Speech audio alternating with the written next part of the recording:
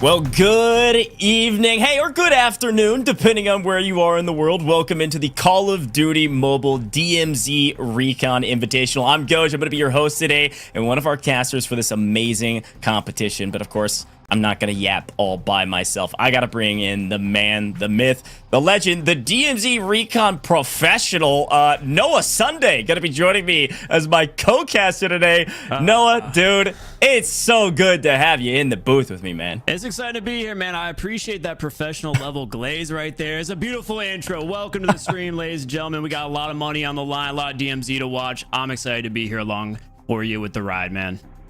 Yeah, dude, it's going to be so much fun. It's been a while since we got a chance to work together, so I'm going to have a blast, and I know you're going to have a blast, either making fun of people or being really excited about what they were able to bring to the table. Folks, let's talk about what's going on today. Call of Duty Mobile DMZ Recon. It is in the name. So I got to remind everybody how DMZ Recon is played. If you haven't had a chance to check it out, obviously you need to, but this is a looter shooter. This is an extraction type mode, okay? So everybody's going to load in as trios, and you fight onto the map. This is just general DMZ Recon. The goal is to find your loot. You can loot up by looting bodies that you take off the ground, or looting different safes you find on the map if you want some high value loot, or just a random locker on the side of the wall could get you exactly what you need. As you loot up, you move throughout the map, and then you do have to extract, okay? So that is the key factor about DMZ Recon, is you do have to get out of the map to keep that loot. I think one of the key things about extractions, and DMZ Recon in particular,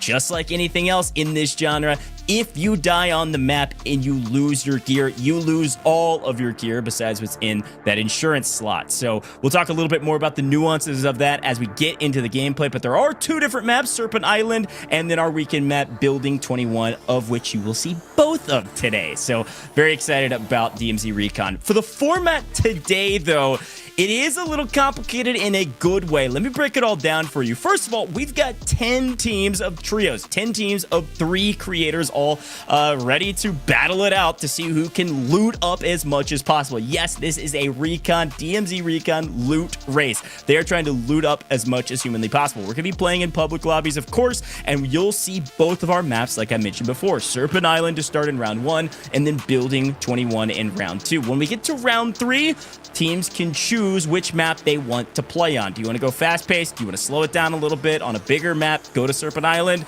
You get to choose on round 3. Each of these rounds are 1 hour apiece. Now, the goal is to loot up as much as possible, okay? It's very simple in that way, and they're playing for $50,000 in total. That is our overall prize pool. The goal is to get up as much DMZ cash as possible. Now, the nuanced part of this format that is very cool is that we have 3 rounds, like I said, and each round lasts an hour. However, at the end of each hour, teams can offer up as much DMZ cash as they want to try to earn in our cash redemption here. Offer up as much as you want to try to earn some of our prizing. We have prize pools for each round. What that means is if you offer up a ton of DMZ cash you earned in the first hour and you win it, you offered up the most, fantastic, you're gonna win some real cash money for our leaderboard. Here's the problem. If you do offer up your cash redemption and you win that cash and you win some prize pool out of our 50K, great. But that overall loot value, that overall cash, DMZ cash that you spent, does not stay on your overall that you can spend on other rounds. So every single round, every hour, you're gonna have a chance to try to earn some extra cash, to earn some extra prize pool. But you've got to think, how much do we actually want to offer up? Because we're trying to total up as much as possible going into the 3rd round. Noah's going to talk a little bit more about that here in a second. But yes, 3 total rounds. And once you use your DMZ cash in an offer, you're not going to be able to use it again, okay? And we also have a final prize pool. I want to take a look at our prize pool because our final prize pool is for our overall that we earn throughout the entire event. So Noah, walk me through the prizing for each round. Well, of course, just like you said, we've got this offering system, and it's going to be reflected in the prize pool. So round 1 is going to have a grand total of $5,000. First place is going to be getting $3,000, second $1,500, and third $500. But moving on to round 2, that prize pool was doubled to $10,000. Once again, you can see the breakdown on screen, and we move forward to round 3, which is going to be the round teams are going to be most likely saving their offerings for the most, because $20,000 is on the line, with $12,000 going to first place alone. Now, Now, we're not just going to be giving away money here in these individual rounds. We've got a grand total for the total cash collected throughout the event for teams that maybe didn't play their offering well or just decided to give away all their money in the first or second round and kind of sit out for the third round. So first place is gonna be getting $5,000, second $4,000, third place $3,000, fourth $2,000, and fifth $1,000. So a lot of money is gonna be going around in a lot of different ways. Now moving on, not only are we gonna be seeing a prize pool here, we do have some in-game rewards for those of you watching inside of the Call of Duty mobile app. So if you watch for 15 minutes, you are going to be getting 1,000 credits in game, but the prizes do get better. Moving on to 30 minutes, you will get $200,000 of DMZ cash. For a lot of you guys watching this stream, I know that's going to help out the bankroll. 45 minutes in, you get a DMZ standard voucher. 1 hour in, $400,000 of DMZ cash. Hour 15, you get a strong box. Hour 30, $800,000 of DMZ cash. And then this is my personal favorite. An hour 45 minutes, you're going to be getting 2 Kurahana ship key cards. Now these are extremely valuable because you can't purchase these on the black market currently. So this is one of my favorite rooms inside of Serpent Island. Really cool reward. And our final reward at the 2-hour mark is going to be the operator's skin song from DMZ Recon. Really exciting skin to see, and I'm excited to see how many people are going to have it in game after today. Dude, I love the breakdown, Noah. Obviously, there's a lot to play for, man. We've got people at home that can earn rewards just by watching in-app, which you just broke down, and then also our team's all going to be playing for a lot of cash. Now, I want to give an example of our redemption system, Noah, because you and I have been talking a little bit on the side about how this all works, some of the strategies that we'll get into in a little bit as we get into our teams. But I want to give an example just so everybody's very clear about how this all works. They're going to be offering up their DMZ cash that they earn in each round, right? So for instance, Noah, if you and I go in as a duo and our third is, I don't know, Bobby plays himself, okay? We go in, we only somehow, some way, we're terrible, apparently. You're trying to carry us, it doesn't work. We somehow only extract at the end of an hour with everything, all of the matches we played included, we only have 1 million somehow in DMZ cash. I mean, that would be totally abysmal, frankly. But maybe that's the case. Not unrealistic with Bobby. True. At the end of that hour, we could offer up all of that 1 million to try to earn some of that $5,000 prize pool. That is a possibility. But if we do that and we win that $5,000 or some of that 5,000, well, then we may be in trouble in the next round because we're going to be down 1 million because we can't use it in round 2. So let's talk about those teams and see if that strategy, maybe Bobby Plays, who is competing in this, can do a little bit better than 1 million in an hour. I certainly hope so. Noah, let's quickly shout out some of our favorites. We've got a ton of players, a ton of amazing creators, and some fantastic rosters. Maybe start me off with Team Z-Laner there with Bobby Plays himself. Yeah, well, we talked about him, we joke about him, but honestly, he is one of the most experienced DMZ players here in the roster. He has put in the work, and I think it's probably going to reflect here in the looting pool and the system, because it's all going to be about how fast you can get in and out of matches with money. And I think Bobby's experience is really going to come down to help out the team. He's going to guide them, and he's not afraid to speak his mind. So team leader Bobby might be taking over Z-Lander's team, and he's a very competent player himself, and so is Metalcore. So I think they'll be able to follow behind, and that's going to be a very deadly team. Yeah, I like that roster a lot. Of course, my eyes in any of these competitions, anytime Nadeshot, Vague, and Winsanity are in competitions, you got to pay attention to them. When they're all on the same team, I think we may have a problem with our top left roster. Obviously, some experience in Call of Duty Mobile, actually for all 3 of them. What do you think of that roster, and then any others that maybe are inside your top 3? Of course, yeah. Team Nadeshot, very competitive, heavy team. All of them have had history in competitive. Winsanity, he's a very competitive person. I mean, he used to run, so that's his history. Maybe not in gaming, but going to be a very deadly roster as well. Vague's been putting in the work, and I think he's going to be a good representation of a team leader as well. And again, Nadeshot and Win are going to be able to follow. As far as my top, let's say, 3 teams to watch, definitely you got to stay on the lookout for T-Dog's team with Little B on it. He, outside of Bobby Plays, has put in the most time. And Team Kaylee. Space has also been taking this competition very seriously. Yeah. I've been getting a lot of DMs from him, an overwhelming amount of DMs from him asking for tips and tricks. So those are going to be my top 3 teams to stay on the lookout for. It's going to be a good one.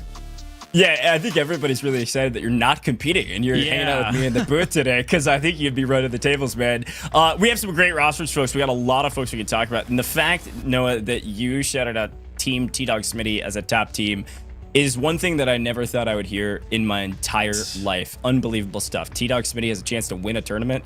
I mean, that's news for everybody at home. But you're right, Little B, one of the top grinders in the game. You were kind of touting in particular, as we're about to hop into our games, that Little B, a very good looter in particular, which I think will go a long way. In the community, he's known as the Loot Goblin.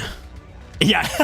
Well, hey, aren't we all, man? Honestly, I'm a big Luke Goblin myself. But before we get into the games, we're about to get started, folks. I've got to remind everybody of a couple things. First and foremost, why don't you just drop a follow on all major socials here with Call of Duty Mobile. Obviously, we've got all the socials you could ever want, and we are live streaming from all over the place right now. So drop a follow: Facebook, YouTube, X, TikTok, Instagram. You see it all down below. Call of Duty Mobile's been around for a long time, and they're going to be around for a long time longer. I heard somebody say, man, DMZ Recon, it could be its own app. Nope, still inside of Call of Duty Mobile. A lot going on with this game, so go check it out now. You can go download it right now at iOS, Android, Google Play Store. Also, fun things, by the way. Here's a little tech tip for you. Just screenshot me right now. I'll pose for you. And then you can scan that QR code if you're on your mobile device. Very easy way to do it. If you're on mobile, just grab that screenshot and then click the QR code in your Photos app. That should pull it all up for you so you can start your download right now. All right, Noah, it is time to jump into the gameplay, man. The players are itching. They're ready to rock and roll. And so we got to remind everybody at home the pricing just for round one. This feels like the warm-up round for me, man. Oh, yeah. I mean, like I said, this is where players are going to get a feel for how to play their offerings. I think a lot of the teams that might think, hey, you know what? We don't have as much experience in running around the map as fast as possible and collecting loot. Maybe this is the round we should target, because I think a lot of the stronger teams are probably going to be going after those later rounds. So we might see some early max loot offerings here. And again, $5,000 on the line for round number one, with $3,000 going to first place.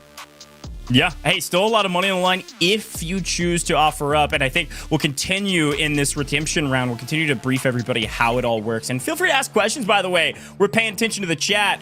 But this was a fun one because there is a twofold thing. I said it was kind of a warm-up, right? But the problem is it's only a warm-up if you're going to allow it to be a warm-up, because everybody's trying to earn as much loot as possible, okay? And this DMZ cash that you can offer up for round one is important if you want to win some prizing. But you're also playing for the end game. Like, all of the DMZ cash you're earning right now also will count towards your overall. So there's kind of a lot going on right now, and this is going to set the tone for how this competition will go.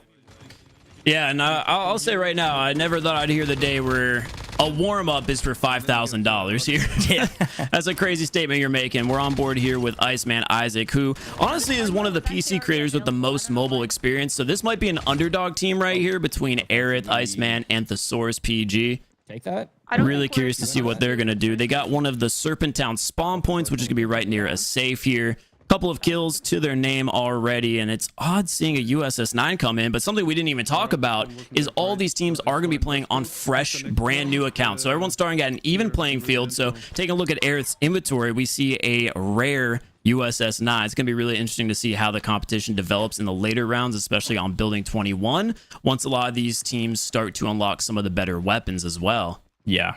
Yeah, no, it's a good shout. And just to be very clear, they are all upgraded, but on fresh accounts. So they're going to be able to have their whole talent tree available at RIP, but they don't have any like extra starting gear or anything like that. So you'll see them slowly build up their accounts as we go. You see that timer at the top middle of our screen, folks? Like we said, every round is an hour. So we're going to be popping back and forth between teams and streams and talking about all your favorite creators and listening in even to some of their comms. But they've got an hour to play, and then our redemption process will begin, which is about a 5-minute timer that they have to submit an offer if they want to. They don't have to. They have to submit it within that time window. So how many teams do you think are going to make a very heavy offer here in round one?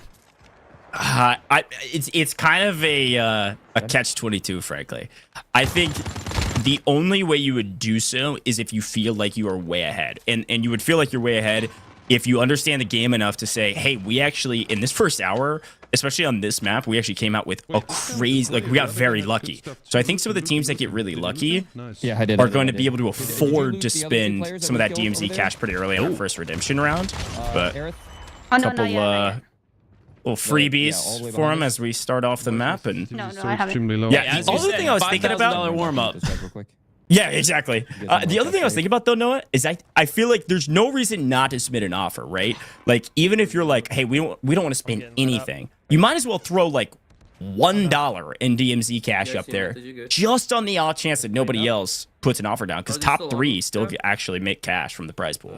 Yeah, Of course. And now that we're on board with methods here, we can also talk about the fact that some of these teams are going to be opting to use controller. Really interesting to see DMZ played on controller here. I think methods might need to jump up that sensitivity a little bit to compete.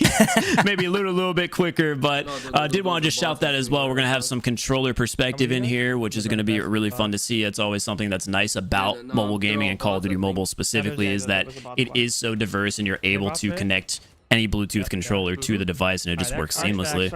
With that contract is, it said eliminate that target. Yeah, you just gotta kill that guy and then touch his I am body. surprised to see a lot of these teams taking their time, taking down the bots, because if I was in this competition, which, hey, lucky for them, I'm not, I would be saying, hey guys, listen, we're hopping to our first raid on normal difficulty. Our objective is going to be to make as much money as possible to come in with full purple gear on the hard mode as fast as possible, and that's when we can start collecting some of those better items. And the item rarity that I'm looking forward to seeing the most here is some ultras.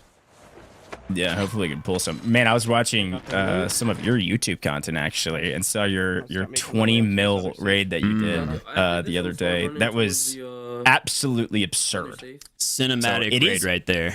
It was. And then the second one, pulling 2 ultras after that back to back, which is insane. But all of that to say, there is a decent chance, like if somebody's able to pull that off, especially once we get to building 21, a team pulls that off, even if it's a full team of 3, you know, pulling 20 mil or even 15 mil or something like that, that will give them a huge bonus that they'll be able to, like, hey, we've got room to offer up a lot of DMZ cash, even if it's, you know, in that second round, earn some bit of our prize pool, assuredly lock some real life money down, and still be able to play for round 3 and the overall leaderboard.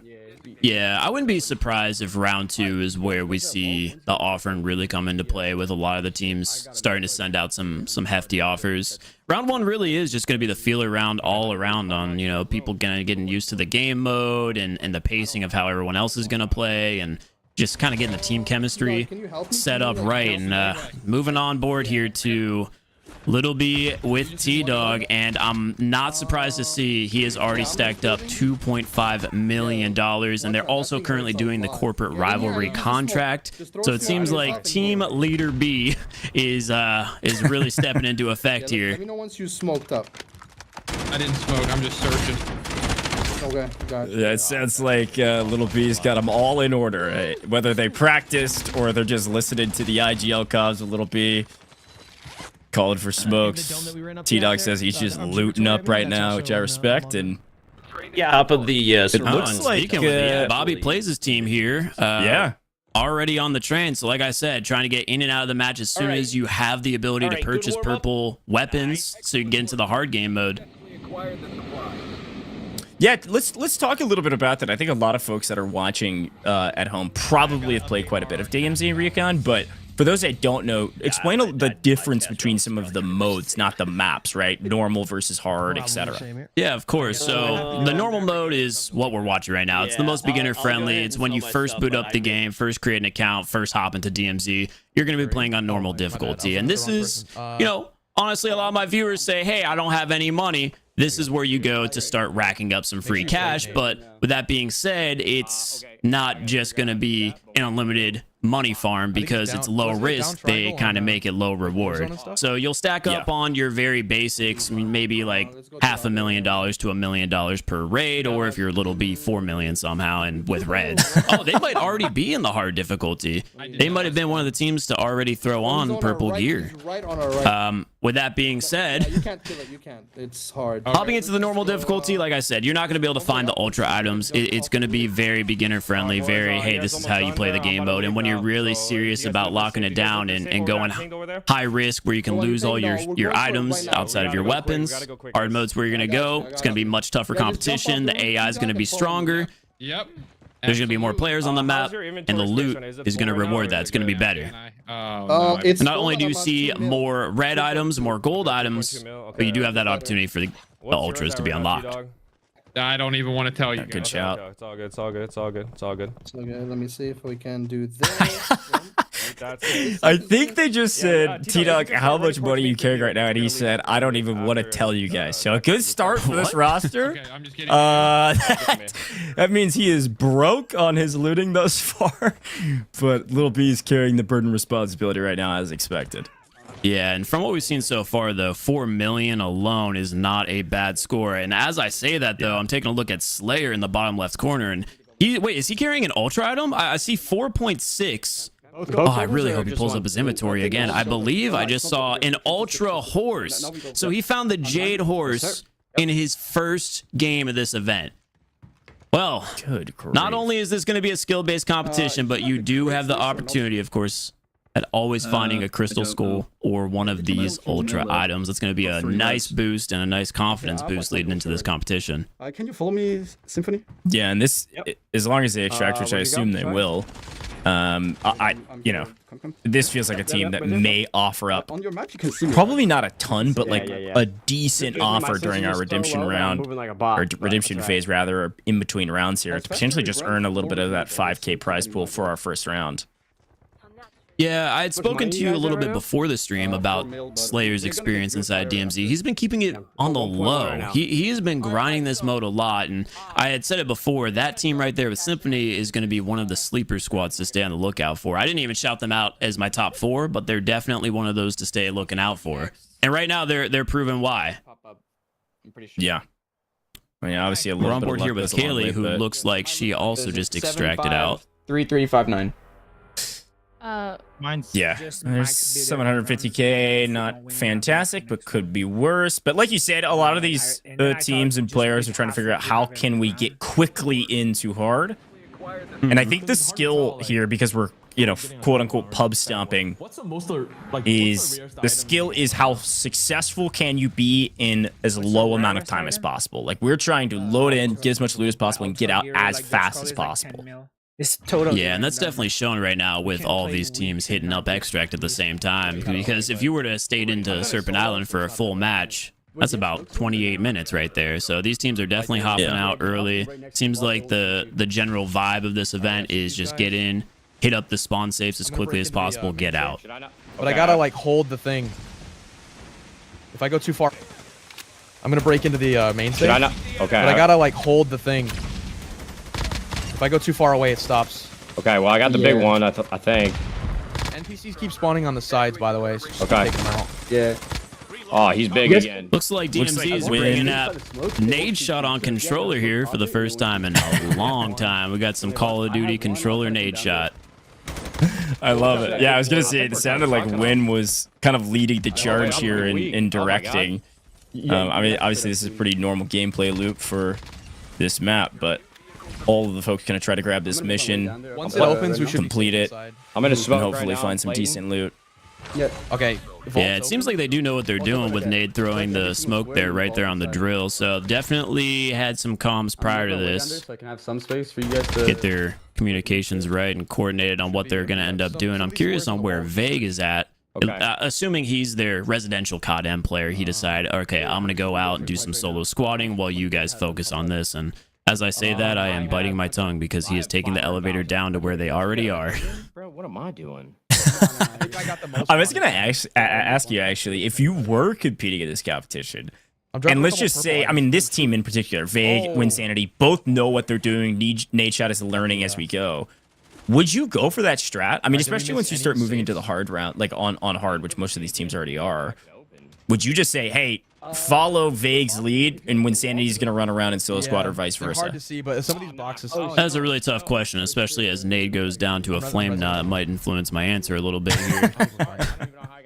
I don't know. I think I'd probably just go high risk off the rip, knowing my strategies. I would say, all right, guys, I'm going to direct you because I can just pull up my map whenever I want and see exactly where they're at. I'd probably just be like team leader, do as I say, not as I do, while I run off and solo squad on some other part of the map.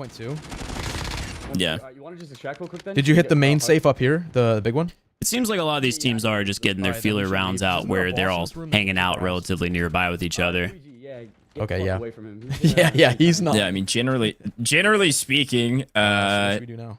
there's a lot of loot on the map in its entirety, and so if you can just divide and conquer and all loot up different parts of the map, I mean, certainly could see higher loot values. But Stone Mountain on your screen right now, he feels like a standard in all of these events. Not the first time that he has played Don't go that way. Don't go that way. Call of Duty Mobile, and it does look like he's actually playing mobile controls. I think that's one of the yeah. So I actually had the pleasure of playing with him at the DMZ launch event when we were just going through doing our 24-hour broadcast.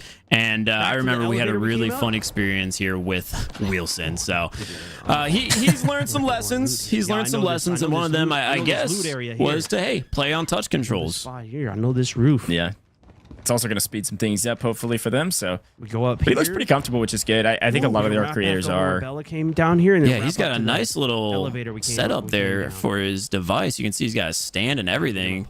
And not only that, if you take a look at his HUD, he is playing what I'd assume is a four-finger claw setup. All right. Again, choosing to use the USS-9 here early on, which is interesting to see. For those of you who maybe not have played DMZ all too much, the meta right now is very heavily Ram 7. So seeing some of these teams pick other weapons is definitely interesting. The two weapons I expected to see the most here today would be the Ram 7 and the SO14.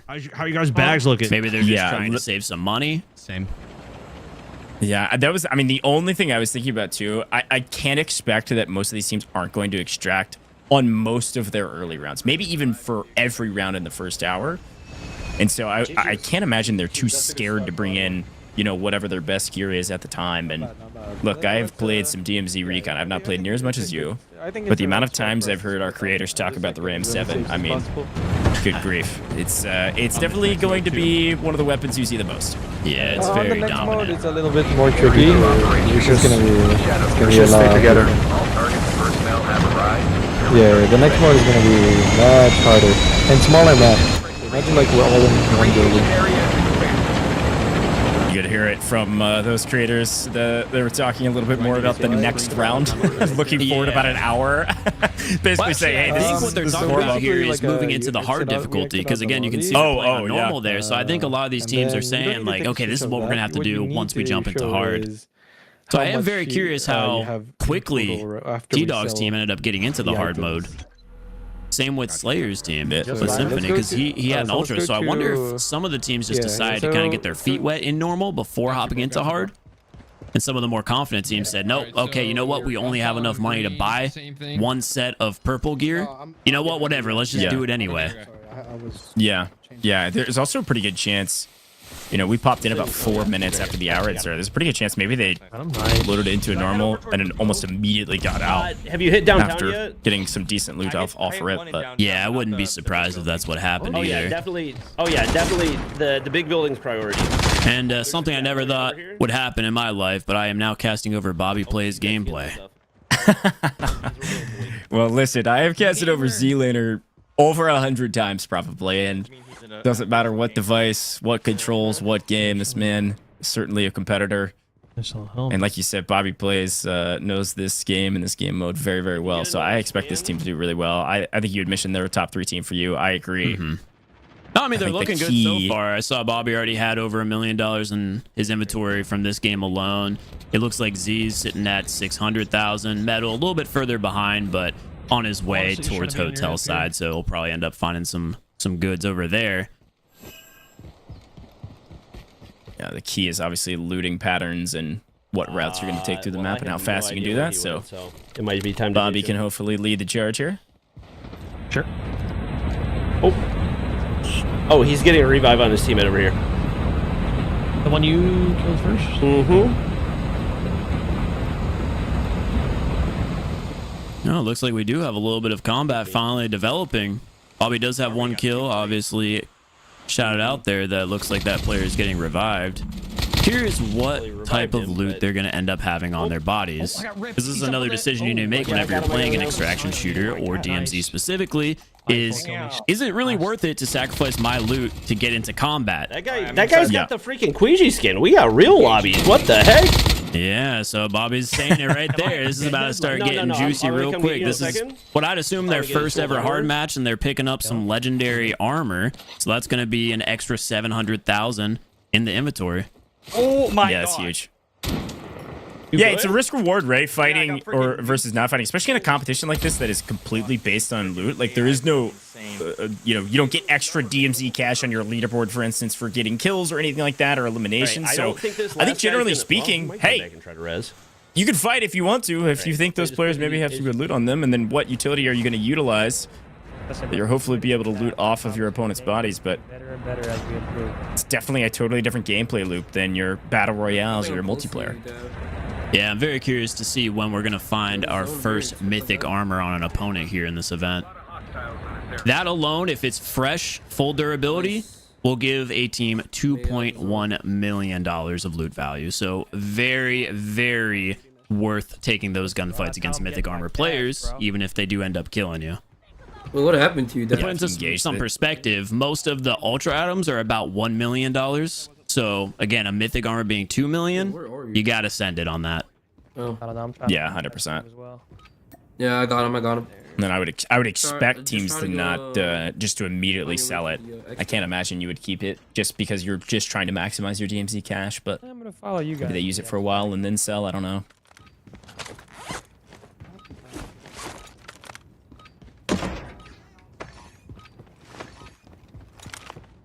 Yo, Cisco, how often do you guys have tournaments, bro? And like esports in general, or Yeah, like how often do you play in tournaments? I don't know. I love Method's first thought. He's in a DMZ Recon. Oh shoot. Okay. All right. Nice. He's in a DMZ Recon tournament that's all about looting, and he's asking Cisco about one of you guys. Call of Duty Mobile esports. It's Cisco, awesome. bring me there, buddy. I think he's getting the itch to come back and compete again. That might be what it is. That's what they're saying. Alright. I grabbed the contract for this vault mission. It's kind of an Easter egg, not really, but Oh, this thing. Yeah. Okay. It's gonna be another big part of what we're seeing for the next hour here on Serpent Island. Is a lot of these players just rushing to the corporate rivalry contract. So that's what Space is telling his team right now. Where did you go, Space? I have a feeling the majority of these teams that are going to be within the top 3 towards the end of round 1 are just going to be hanging out at the Kurahana ship throughout the entire game. Yeah. This is the high risk, high reward area right here, Follow me. as indicated on the minimap with that red outline. Yeah, definitely the fastest way to get high value loot. And then should you kind of complete that contract, that is the other thing that's actually pretty cool about DMZ Recon for those that haven't had a chance to play a ton of it. Talk to me a little bit about contracts and how they work, Noah, because this is something that's pretty unique to this game mode in particular that I think a lot of Call of Duty fans know. If you've played some battle royales, like what contracts are. But if you're maybe an extraction shooter fan, you haven't played DMZ Recon yet. What does the contract do for you? How is it valuable?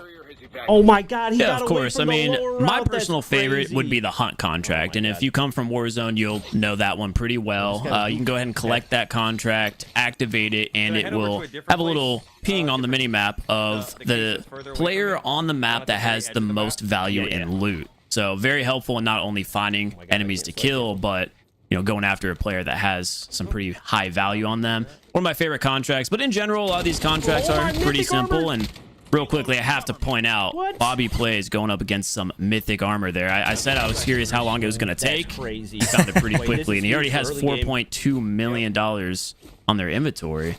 Where do they stand here on the leaderboards? Oh, they're 6 because this is probably their second game. Oh my God, that's massive. This is going to be really fun to watch this total cash earned move up.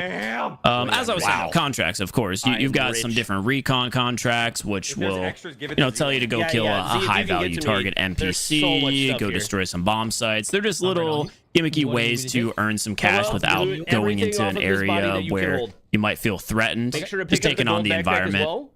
And then you also have the crown contracts like the corporate rivalry mission that I've mentioned multiple times before. Space was saying it's kind of like an Easter egg contract because it is so unique and different, and it is specific to Serpent Island. For this contract, you have to run to the back of the Kurahana ship. You explode the back of the base, and you run in, take an elevator down, have to fight all sorts of NPCs, and if you're not ready for it, it can be pretty overwhelming while you hack a safe, get in there with the drill, and once that contract is completed, not only do you earn about $300,000 as a team, you also have the ability to loot a free safe and multiple different vaults in there. Yeah, so to get the gold backpack, Nice. you have to take everything that's in it for them already. Oh, and just switch everything over. Oh, okay. Yeah, So just switch everything you're over. picking up their backpack. Okay. By the way, I think I know you saw that there was mythic armor there when he took down that player. Yeah, Also had a mythic backpack, if I saw that correctly. So Bobby is loaded right now. Yeah, if that's the case, Bobby's probably going to be borderline on a $10 million run right here, which is going to jump him straight up to the first place in the standings. Is it not increased? Is it not oh, wait, there's a guy there. You can want to go kill him? Zach, you can go kill him. There's a guy right there. Scan. Wait, there's a guy there. You can want to go kill him? Zach, you can go kill him. There's a guy right there. Scan. Yeah, keep scanning, guys. There's a guy over there at southeast side of you. I'm doing a mission right now. I'm going to go kill him. He might have something good. Okay. Never mind. So again, just to be a broken record here, this is that corporate rivalry mission, and it is the only one that spawns in on the map. Highest risk mission for you to do. Highest mission contract, and little B right there, just completing it and reaping the rewards. Found a lot of mythic items. You know the safe room, Mark? Come down to safe room. There's some loot in here. Safe room, okay. See if we can get a little lucky. I'll say it again, I am very surprised we've already seen one ultra item. Yeah, in our, what, second raid, I think? All of 15 minutes into this event. Purple stuff just to do it. Yeah, just pick up. The real question is, are we going to see a crystal skull here today? Oh, I got two Listen, golds out of this one. I heard you pulled a crystal skull on like your second run ever. Is that right? And I didn't appreciate it the way I should have. Yeah, it was launch day for the game. Sometime within like 2 hours of playing, I was like, oh, my first ever ultra. That's pretty cool because we were looking for some ultra items. Bobby had found a Kurahana flower before me, and he was like, whoa, it's $1 million. I was like, that's pretty cool. You know, $1 million, that's great. Nothing to, you know, go crazy over. I pick up a skull. First time anyone had ever seen it because, again, it was launch, and it was like 2 hours after the game came out. We didn't know what the values were going to be. I look at it, I'm like, oh, it's $10 million. Yeah. And again, I didn't appreciate that at the time. And I had went a solid 6 weeks straight of playing the game for 8 to 5 hours a day before finding my second one. So it's just that rare to put into some perspective. That definitely would be huge for this competition. All about loot, all about the value of the items that you get out of the map with. Here's the other fun question. Who do you think the first team will be that doesn't extract? So far, I think we're probably near perfect from everybody. Everything's nice and clean thus far. They probably looted the boat already. Yeah, I was very curious about that as well. We'd seen a couple of players gone down, like Nate shot earlier to the Flame Knot, which is definitely someone you don't want to mess with when you only have the purple or even worse armor. But as far as a full team wipe, I don't know if we'll I don't know if we'll see it though, to be honest, until maybe building 21. I think in round 2, personally, that's my guess. With that being said, of course, Little B is here laying on his back. If I can, if that's Oh my I think that's a great example. Anything can happen, honestly. Oh, there's another player. There's another player. So be careful. There's another player. Okay. And this might be it. He's trying to extract. I don't have any plates, fellas. I don't have any plates. Oh, he's trying to extract. Don't let him. Don't let him. Yeah, I'm not gonna let him. I'm not gonna let him extract. I'm here with him. Yeah, that is the thing about the helicopter extract here. I'm scanning. It is, it's nice to get out of the map with, but it is very often that people like Noah Sunday roll up on you right as you're trying to extract in the last 3 seconds and kill you and take all your stuff and then get out of the map as well. No, don't leave. That's my favorite thing to do. We have a lot of loot here. I've said this before. My only gripe with the game is I wish that the extraction took even longer so I can run across the map and get even more kills. Let them do all the looting up for me, and I'll catch them at the end. Right here. This guy has like pick up all his stuff. I told you like how to how organize the loot, high to low. Yeah, he has some stuff in his pockets. And I'm gonna loot this guy. What's up? Where's the other body? I'm looting right now. Professional looter, man. That's all they're talking about. Little B. No. Getting his troops in order, man. I love it. I'm running. It does seem like the hard difficulty competition is a lot stronger than I initially was going to give it credit for here this early on some new accounts, but it does seem like a lot of these players are running into some pretty difficult players. There might be some good supplies this way. That's what they are, bro. Yeah, I got a ping out. Yeah, they're still there. They're all camped. They're all... I'm getting word from production, by the way, Noah, while we watch Rose Smith jockey back and forth looking for first blood here. Production said Stone Mountain's team did all get wiped. Second floor. Stay, he's getting. So they did fail their first extraction. You got one. I'm running. I see, and no other way than to the radiation zone. What an unfortunate way to go out. Come with me inside. This early on a brand new account, I have a feeling some players may have forgotten to bring those radiation pills. Ooh, Yeah. and we got some good competition here again. Slayer going up against some mythic armor. Got one. Some support coming in from Symphony, and he's able to take him out in the side. That might just be a squad wipe. Oh my god, that is value right there. A mythic backpack and 2 mythic armors. You can take a look at Slayer's inventory alone going up to $7.6 million of loot value. Bro, it's one of the teams. Yeah, a huge game for them. This should help them top the leaderboards most likely. Oh my gosh, even more mythic armor too. Watch this number. That's one of them. $9 million on Slayer alone. Keep facing people over and over. Good grief. Anybody that's playing controller is going to be in our lobbies. Yo, let's go, boy. Wait, which Let's team go, was boys. that? But it's not for a I don't tournament. know. I didn't see that. Golly. Got word from production. That's the highest number we've seen so far on an individual. 9 mil from Slayer is now the loot to beat. And this Across is the whole all of them, roster. it looks like we've got 20 million. Yeah. Holy, I was kind of not joking, but I was kind of thinking we wouldn't see a 20 million raid even from a trio for like at least until building 21, but apparently we're getting it right now. A massive They got a crazy run from lobby. these three and gentlemen. What's even more surprising to me is the fact that Symphony is on controller. So this is a controller lobby extracting with full mythic gear. People been I grinding. might have to pop in the sticks real quick and try out a controller lobby myself. Sounds like a new video, huh? I took all the mythic armors, by the way, so we don't waste them. I took them. I like the way you It think. looks like. Yeah, I can picture the thumbnail right now. Like I'm just trying to loot. You with the big surprise face of my 20 mil raid controller lobbies. It's crazy stuff. I'm looking forward to the video.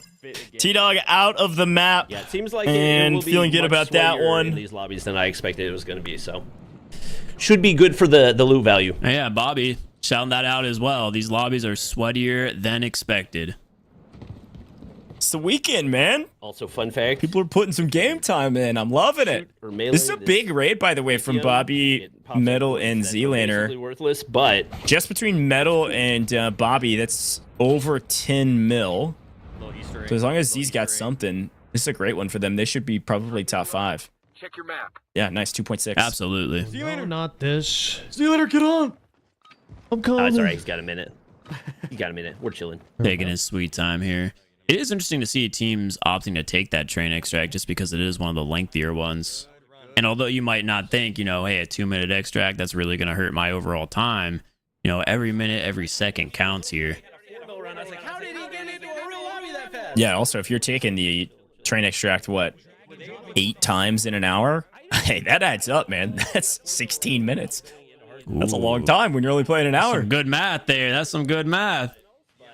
I'll do some more for you later. If you're playing fair, it wouldn't be, you wouldn't start on hard. You start on regular.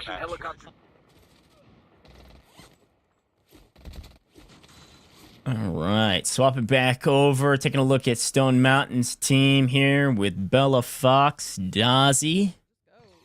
Looks like they're just getting started. Nothing crazy. So these yet are the from ones Bella's that we perspective. here had died to the radiation zone. Pick that up, pick that up. Oh my gosh, she left the gun oil. Anyway, yeah, so since they did end up failing a raid, I wonder, absolutely, I just had that confirmed, if they had gone back to the normal difficulty. They absolutely did, because you aren't able to bring in blue tier loot into a hard mode. So it looks like they got booted back to normal. That was the risk of going into hard. Yeah. We had talked about that earlier. Yeah, that's actually a pretty important point, frankly. We're basically spinning an entire raid in normal rather than in hard mode. So good shout. Going down without radiation pills. Brutal. Yeah, the real question from here on out is going to be, okay, you know what? Maybe we didn't have the best round 1. Do we send an offer? Do we wait till round 2? Do we wait till round 3? True. True. I guess that is the opposite side of the coin, isn't it? We get to the redemption round, and instead of the people that have a ton, the people that don't have a whole lot just offer everything up thinking, well, we're so far behind. Are we going to have a hard time catching back up for the overall or, you know, a massive offer in round 3 or something like that? Let's try to secure some cash now. It's actually not a bad idea. Yeah, personally speaking, if I was, you know, kind of down on my luck here in the first round, and I think that I'm behind other teams, I'm just going to throw all of my money in the first offer. Hope I can secure a little bit of cash, and, you know, whatever happens in the next 2 rounds happens. Maybe you get lucky, maybe you throw a second offer in round 2, and then just enjoy playing casually in round 3 and just live the DMZ experience, you know? So we should be good off that too. Yo, that's actually, yeah, that's a pretty good thought. We'll see. Like, should we just We're be set. We win if we get that. and we should just go yeah, crazy? we pretty much win like, the whole thing. Yeah. how rare is it? Like 1 in a million? Yeah. I have a feeling they're talking about the Crystal Skull right now. Yeah. days. Yeah. I Here's thought the thing. Nobody A little bit of a counterpoint. No, they found it for sure. Yeah. Just getting a single crystal Can you imagine, skull though, that kind of based on the trigger luck? Oh my speed that God. Slayer, I'm doped up. Little just thinking B, about it. Bobby's teams are playing at. Oh, here, I got the I don't know if that would win you the whole tournament. Like, I don't know if that's going to put you that much farther ahead than teams that are moving quite a bit faster than you are. No, I agree completely. I think they might be overvaluing a $10 million item. Like, that's great, but one squad wipe against Mythic Gear, that basically makes up a skull. I got you, brother. Don't worry. Yeah. I'm doing my best. Now, I'm also curious to see if we start seeing some of the Quiji crates come into be a factor as well. So if a team extracts with the Quiji weapon case, they're able to then turn it into a lootable crate in the menu. And once they do that, it has a possibility of being an ultra item, a mythic item more commonly. So that could just add in some kind of phantom money, if you will, where people are getting extra 500,000 to $1 million from just the Quiji crates alone. And if one player on the team extracts with it, it does credit all 3 players. So let's say all 3 players open up their Quiji crate, and it just gives kind of the bare minimum, which is around $160,000 to $500,000 in a loot value. That alone could be adding in millions each run. That's a good shout. All right, hold on. Load. Oh, are you alright? Oh, pinned down in the vault by the flame knot. This is not a great situation for Dab. I just gotta take them out through the door, like you do. Shit. I got him. He's dead. Vehicles are now available for purchase.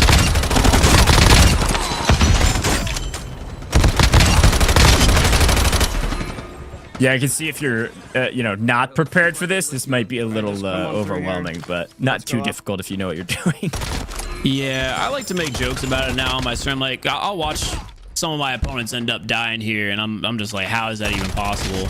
But I do need to just remember the first time I ever went into this, I actually had an ultra item in my backpack. This is before I had the ultra insurance slot, and I had never done the mission before. It was literally the first time I'd run in there, and I had gotten destroyed. I just got absolutely swarmed, wasn't expecting it, and I had lost my first ever ultra. And still to this day, the only ultra I've ever lost was to that mission. I'm gonna hack in here. Actually, bro, you should hack this shit.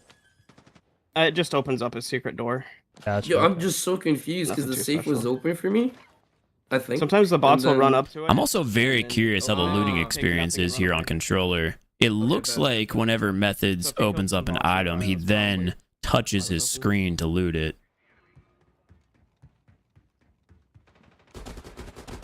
As he's stalking his opponents. Out.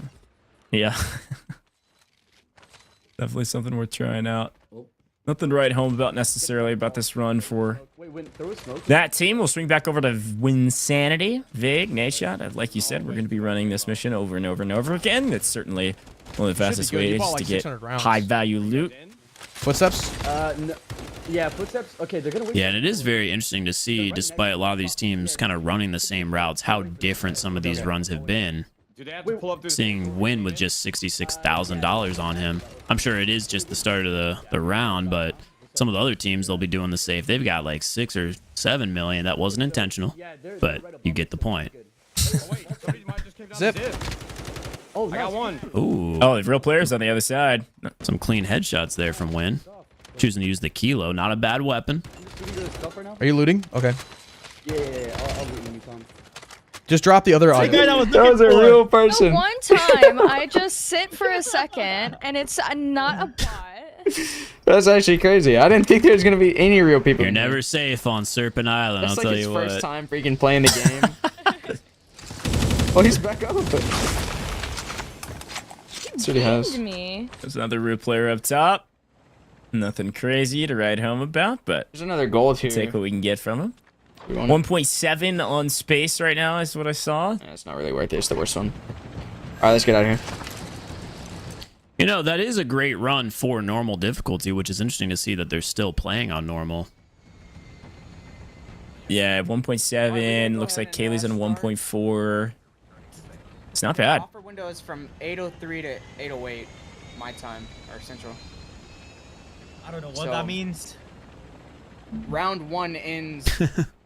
Speaking about the offerings here, Space getting very strategic with it. I wonder if their team is thinking, okay, you know what? We might just full send round 1. Honestly, get this guy to $1 million for real.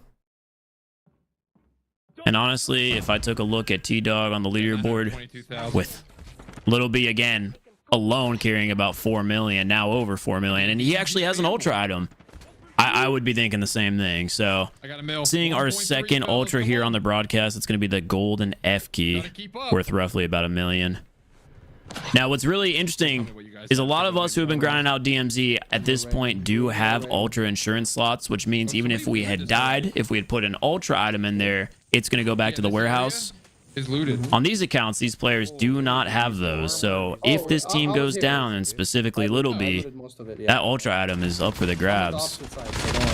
Yeah, it's a good call out. I think for those that have played DMZ Recon, you know that you've got your insurance slots down below, bottom of your bag, and you can, whatever you put in there, you get out no matter what happens on the map. But ultras, some of those ultras can't go in those spots unless you have your what is up with the ultra insurance, like you were talking about, Noah. So definitely something to keep in mind if things get a little too mixy. Yeah, and Little B right now struggling against the AI. They just got him pinned, trying to work his way out. Doesn't look like he's got plates on, finally getting a chance. I'm very curious what's going on with those footsteps around him. If I had to guess, they're above him right now, thinking, there might be something worth looting over here in the safe. No, loot the containers. We'll see if Little B gets into some combat here in a minute. I hate that he's just taking his time in this position, truly. Okay, gotcha. There's a guy here, too. I want to kill this. Does use his scan, sees where the opponent is. Let's see what his decision's going to be. Does he get out of here? He's only going to use one last plate. Is he challenging this gunfight, or is he going to regroup with his squad? Yeah. Oh, on the other side of things. Oh, looks like Little B did decide to go for the fight. And is able to clutch up with just 23 HP left. Still needs to take out the NPC protecting the crate. Able to do so. So, like we had spoken about earlier, he did decide to go the route of, I'm going to solo squad. You guys go and loot hotel. It's the second best POI here on the map, so they're clearing that out together while he does the ship alone, and could have gone wrong there, but looks like it is going to continue to work in their favor at the moment. Zach Wilder also having a great game with 2.7 million. Take that. Yeah, wow. I'm here, ready to go. I do have somebody shooting. They've got a good raid going. That's 4 million between the two of them, plus Lil B, who I think is on 6 mil. So this is a 10 mil run for them here in Serpent. And you might look at that and think, okay, that's decent. But the reason that's great outside of him going down there is the fact that they are only a few minutes into this run. Like I said before, Little B plays at such a fast pace. So I have a feeling their strategy there was to all group up there at the paid extract, take that out, and just go in and out of the match as soon as possible. We'll see with T-Dog down now if that's going to change the strategy a little bit. Yeah, we're gonna lucky for them, T-Dog was their player carrying the least amount of value of loot. So as long as Zach and Little B are able to clear here and get him back up, they should still be good to go with their strategy. Recon extraction. They are? Okay. Yep. Scanning. It looks like Lil B and Zach are going to group up here and try to chow this. Yeah, this is about to be the perfect pinch on this opponent. That's one. That's one down, one down, one down, one jump down, jump down. Jump down, okay. Towards you, running towards you. Oh yeah, he is. I'm gonna get T-Dog. Comms are on point. They're using that scavenger class, getting those scans, seeing where the opponents are at all times, putting them on the radar. Do we chase or F it? No, we killed this guy, we killed this guy. Okay. Yeah. I'm scanning. Thank you. Thing, right? I don't have a thing. I'm just. Oh, and back on board with Team Z. Wow. Going down. That is not a team I expected to see lose a raid. I'm curious how long they spent in there. 6 minutes. Ultra in your thing? There, you can't put ultras in your insured slot when you start out. Oh, and they had an ultra, so exactly what I was just talking about coming to life. How much was that ultra? Wow. No, it was only. Like That's such a bummer. Hey, listen, we thought maybe the first hour is gonna be a little, you know, a little more chill, a little bit of a warm up for some of these teams, but apparently it's a little sweaty already. I'm telling you, this weekend crowd is ready to game. Swing over and take a look at Chief Zeke. Yeah, exactly. Take a look at what this team's doing. We're on the same page, guys. I guess it really just depends on, you know, your play style and the locations you go to. Some of these teams that are, you know, opting to ride the train around and stuff like that. Those are some of the slower POIs, places that players don't really typically go. So might not have too much combat over there, not too much trouble, just a consistent kind of low-level loot flow, but again, consistent regardless. And some of these teams going a bit higher risk, they might have some of those dead runs. So we'll see what strategy prevails. Okay, there we go. Safe. Yeah, it's a good call. Good win, bro. Slow and steady can win the race, technically, if you basically never make a mistake. Let's swing over to Iceman Isaac, Thesaurus, PG, and Aerith. Fun roster, take a look at it. Unfortunately, only for a moment, because, yeah, brutal. Going for the res there when there's enemies around is a tough way to go out. Okay. As possible. I'm at 3.3 milli. 3.3 million? Okay, and how much you have, T-Dog? Yeah. 1.5. 1.5? Okay, well, this is pretty good. We actually had a pretty good rate here.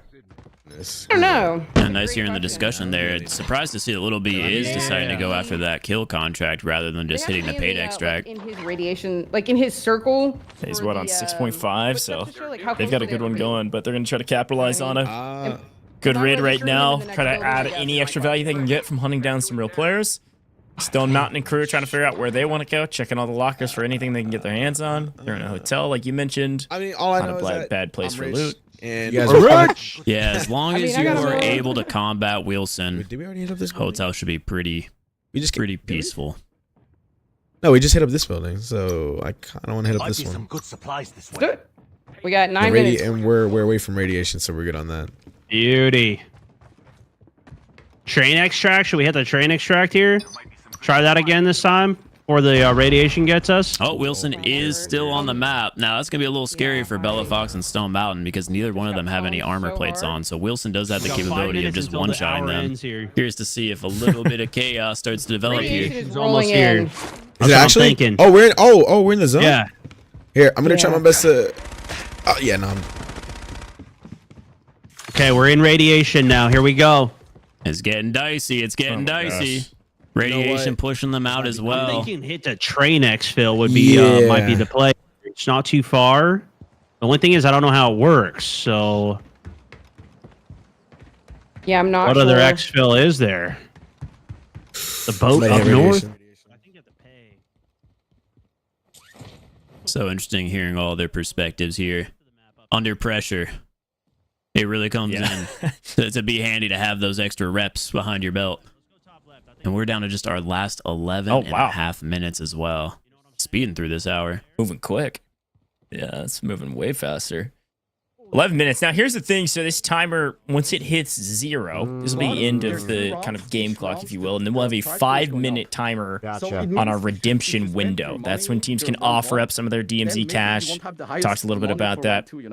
Right. Okay. In that 5 minutes, you have to put your offer within those 5 minutes. If the window elapses and you haven't put an offer in, then you haven't put an offer. You're not going to be considered.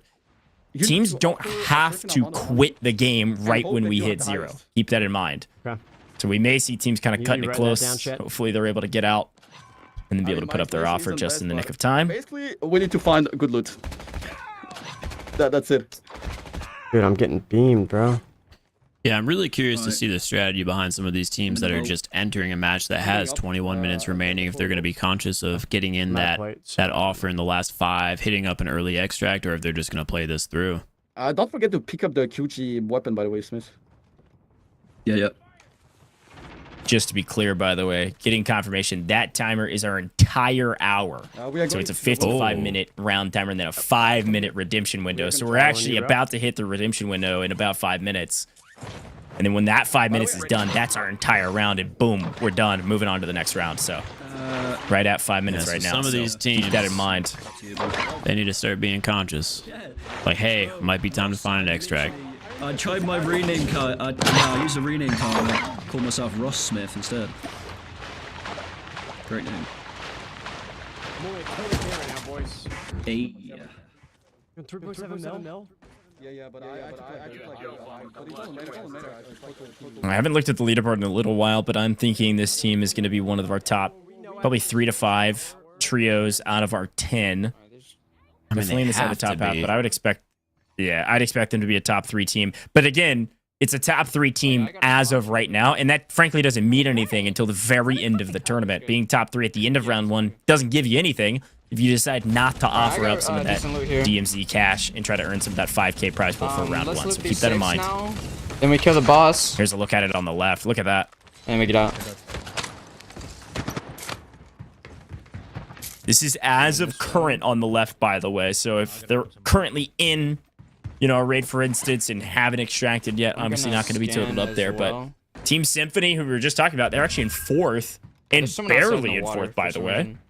Team Noah J there in 3rd. Yeah, assuming they did end up extracting with that $20+ million run, I have a feeling once this is updated or once they're actually out of it, if that was still the round, they're going to be sitting comfortably up there at the top. Yeah, I totally agree. It looks like maybe some things haven't been reported yet. That was the last report we got. Should see a big update here shortly. Is that a real person? Put the red backpack on right now? Are you able to swap bags like that? Absolutely, Win. Absolutely. It's a good strategy. You should swap your bag. He's looking around like I'm in that room with him right now.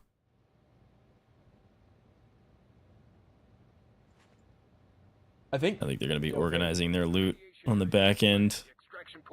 Preparing for the extraction here shortly. Oh, what just happened? 2.2 mil currently for Win. Extraction point is about to close. Wait, we gotta go.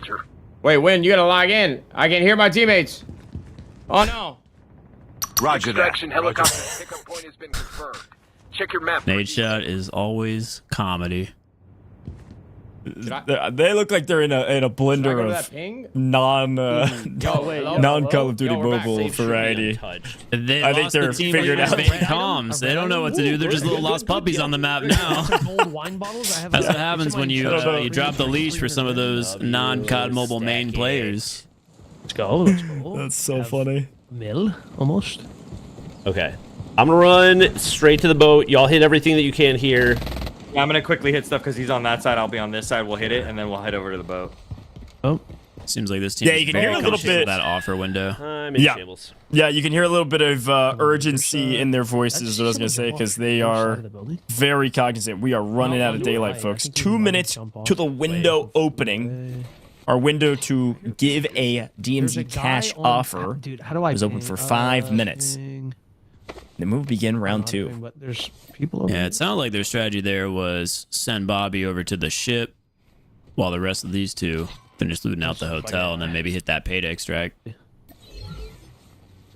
Now I'm all for the paid extract, but you do have to consider, okay, if we hit this, 5 times throughout our hour, that's $500,000 gone from the inventory because it does cost a little over 100,000 every single time you hit it. Z, please pick up that gun oil. It's painful to watch, man. It's painful to watch. I know it's only worth $5,000 of in-game credit, and sure, you've got $50,000 on the line, but guys, that's the best item in DMZ Recon right there. I'll tell you what. Okay. Talk to me about the efficacy of the gun oil. What makes it so valuable that these players are missing? Oh, I mean, Well, first of all, You it gotta extract smoothens really out your fast, weapon. The or we just ability to keep shoot looting. straight is the most important, and you will not lose your life if you hit your shots. I'll tell you that much right there. It's a secret. I don't want to spill all of the top-notch top player secrets here on the live stream right now, but I'll just tell you. You need to stack your inventory with gun oil if you haven't already. At least one in the backpack on every raid will lead to a successful outcome. You still don't have any ammo? No. All right, you heard it here first. That's the secrets. No, it's- Okay. The community No one gives knows. the tips and tricks. There you go. All right, folks, take a look at the bottom of our screen here. We're going to still pay attention to some of our streamers' POVs because they are trying to get out of their maps ASAP. We've got our big yellow bar that is actually moving fairly quick from what I can tell.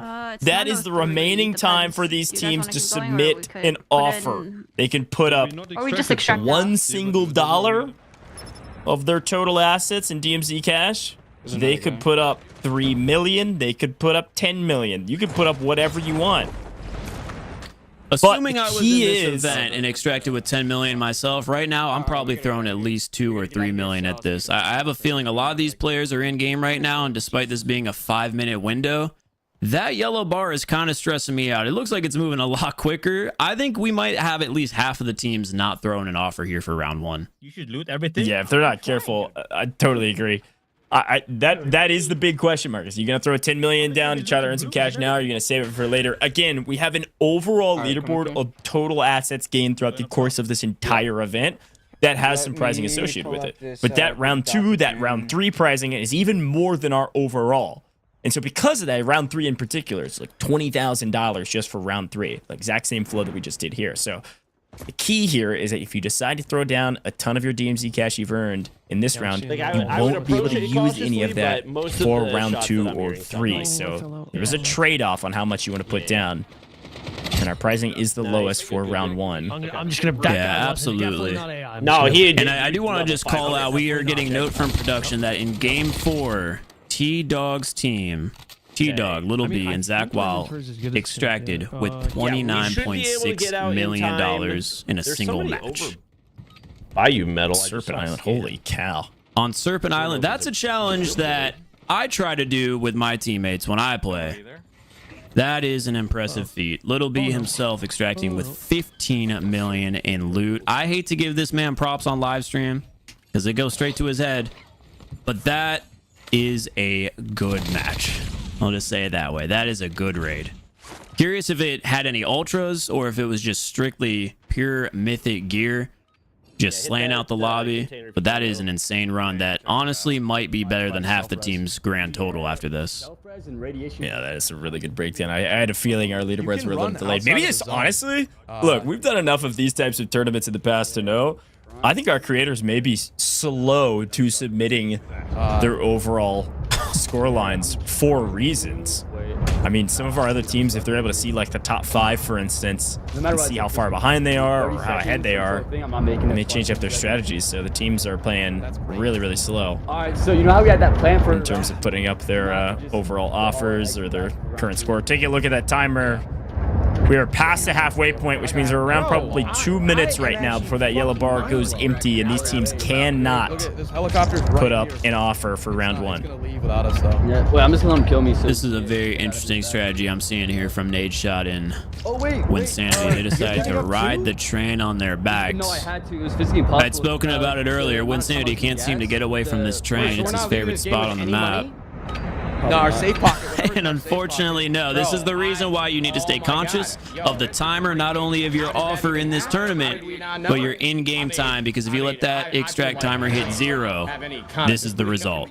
Extraction failed, and all of your items are going to be lost. Why did that extract close? I marked one that was open, we ran towards it, and all of a sudden it's like not there. Now, I can't lie. I'm very disappointed in Vague here. He had messaged me night and day, 3 a.m. I'm getting phone calls from him. I'm getting text messages him. He's asking for strategies, and he's grinding out the game with me on live stream every day. Oh, and here for the last week, he's been putting in the hours. I was praising him. I put him in my top 3. Why is he not communicating that the final extract is about to take off? Why is he dying? Why is his team dying? I'm putting that one on Vague. Dying to radiation, man. That is brutal. They were already arguing about that.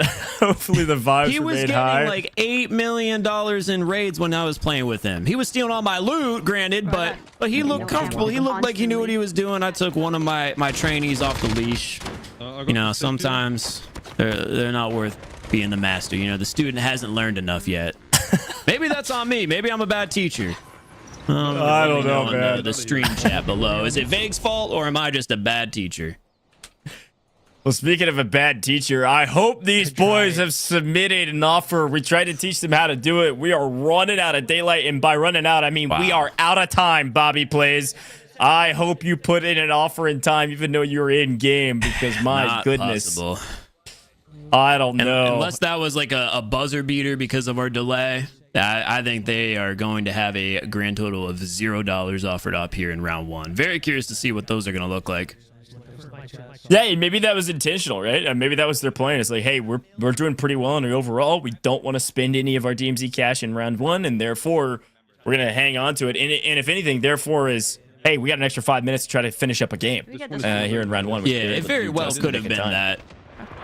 I wouldn't be surprised if they don't mind that. They don't hate it. Maybe they're going for round 2. Personally, again, I think, you know, depending on what the leaderboards are going to look like here once we get that final number, a lot of the teams are going to see Teague Dog's team way up there and start to decide what the strategy is going to be. And Aerith going down there to a Juggernaut. For the minigun guy. Oh. I died to the... I'm coming. Talk to me. You got to put some respect on its name and the players that are playing it. These NPCs, the environmental threats, let alone the players, they're deadly. And the minigun guy shot me in the back. Heard that. Yeah.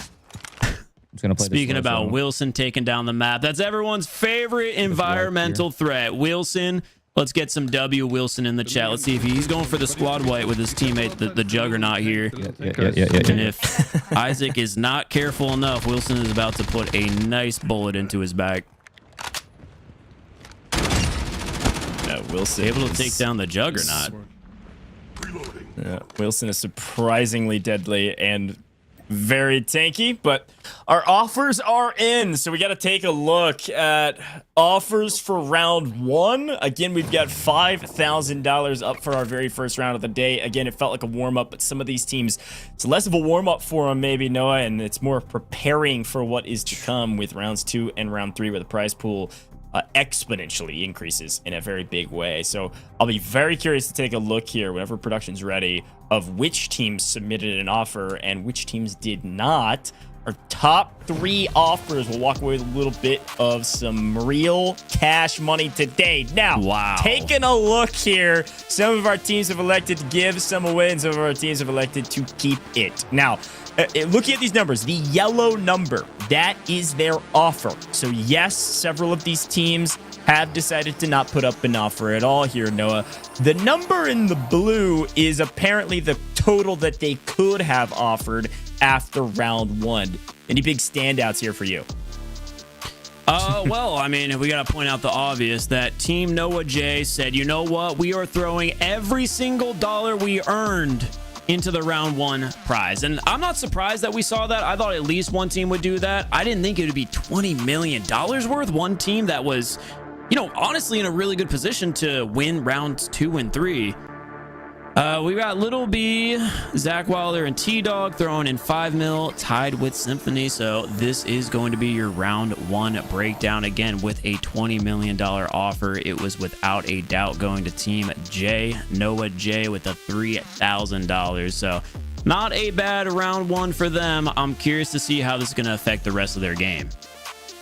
Yeah, a really good shout out. And I think, honestly, the big winners here, I love, by the way, that I think you had mentioned it, but just to further hone in on it, T-Dog Smitty, this roster, we've been kind of hyping up for a while. They had, I think, the best and the most total loot that they picked up in the first hour.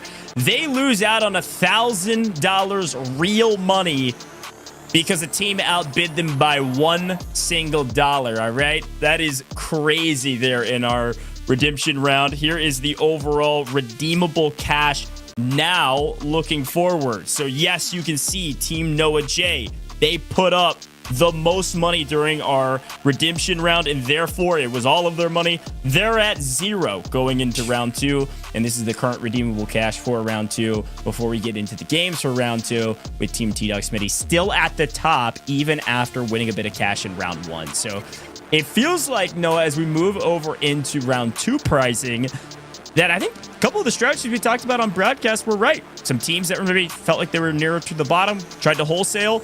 Only one team actually wholesaled. And then the team that was at the top said, let's just put some up and earn some cash and still be at the top of our overall. Yeah, of course. I'm not going to be surprised here if moving into round 2, we see a bit more strategies into the offering as far as just coming up with weird numbers because of what you just said there. $5 million and one. $5 million and $1, Yeah, and that's going to get you a nice significant pay bump.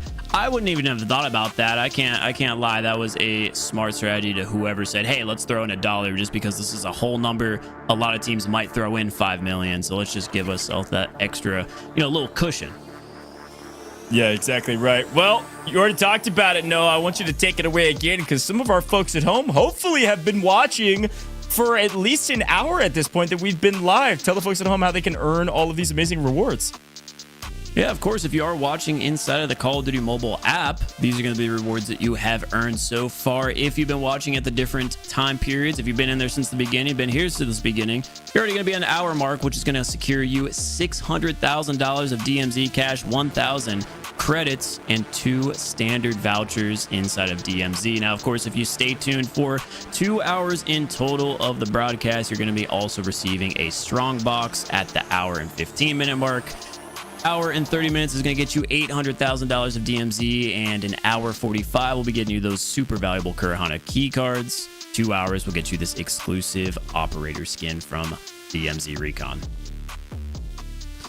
Amazing stuff. Well, it's time to move into round 2, and like we saw there with our prize pool for round 2, things are exponentially increasing. We have moved up to $10,000 in total for round 2, but it's going to operate the exact same way that round 1 operated, except on a different map. We're headed to our weekend map. It's time to head to Build 21. Talk to me about this map, Noah. I see you run it often.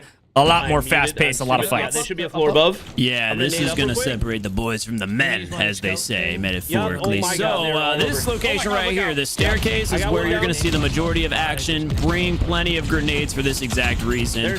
Super chaotic. Back up. And you'll see a lot more of that right there. Some red armor from your opponents. This is... How would I describe it? Because this is the competitive map. This is just super close range action. Okay.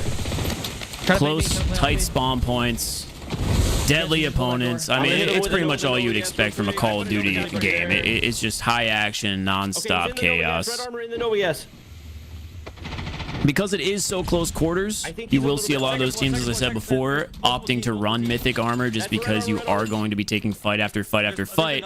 But there is one key factor that's different from Serpent Island on this map, and that is because of how close quarters it is, teams do typically go through all of their fighting within the first 5 to 6 minutes, and after that, you are just free to loot up the entire map on your own. Now, with that being said, you're not going to have too much time because the amount of time that you can stay in this map is going to be half of Serpent Island. So, much more fast-paced. Said it before, said it again. Quick map, lots of loot to be had. It's going to be fun to watch, especially some of these teams that were looking a little uncomfortable on Serpent Island. Welcome to Building 21. No, he has a welcome to Building 21, Bobby. That's Shotguns exactly are right. going to be a big factor on this map, especially. That's another thing, and my stream chat will make fun of me. I hope everyone's doing the point and laugh emote on Bobby's stream right now. The HSO shotgun taking down Zealander as well. Surprised not to see any of our players rocking it so far in this first round. That is going to be the deadliest weapon, and a full squad wipe coming in from this player rocking the HSO.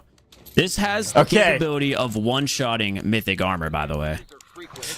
Ridiculous. And secondly, we're already seeing teams fail extractions. This is where the rubber meets the road. No, again, I called the first round a warm-up, even though it's not for this very reason. Winsanity getting a little mixy on Wilson. I don't know. Wilson.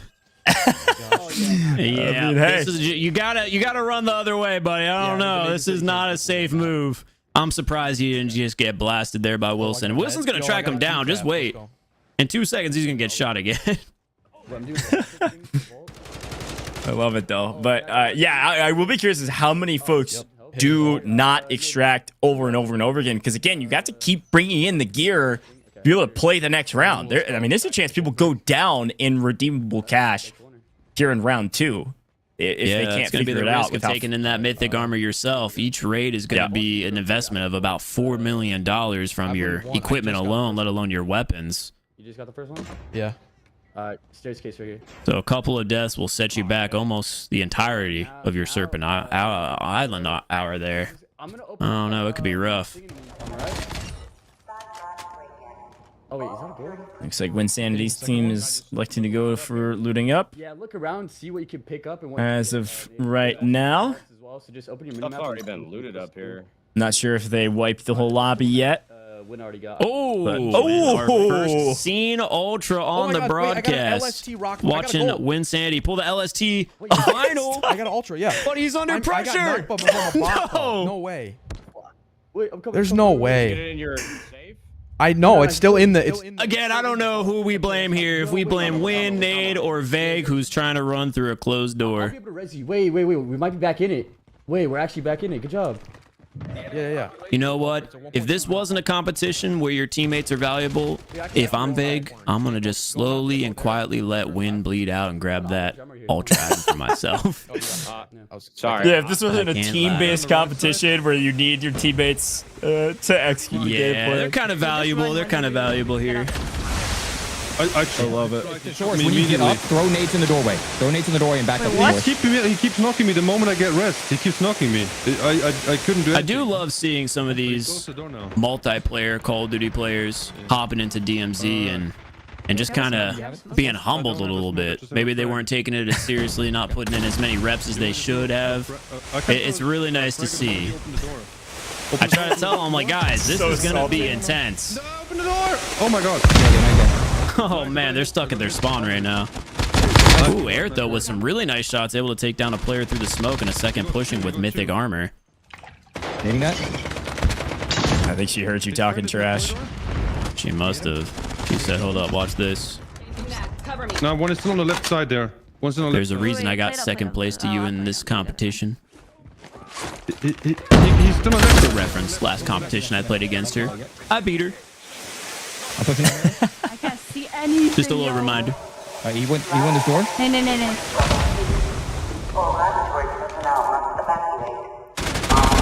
Oh, he's close. Peeking corners. Well, no. Got him. Gets traded out. Aerith down. They should be able to clean that up together as a team. 20. A perfect pinch happening, but it doesn't look like it's going to be necessary. Thesaurus able to take down the threat on his own. Resing? I got one of them. I shot one of them. Good job. I'm resing. You can bait him out.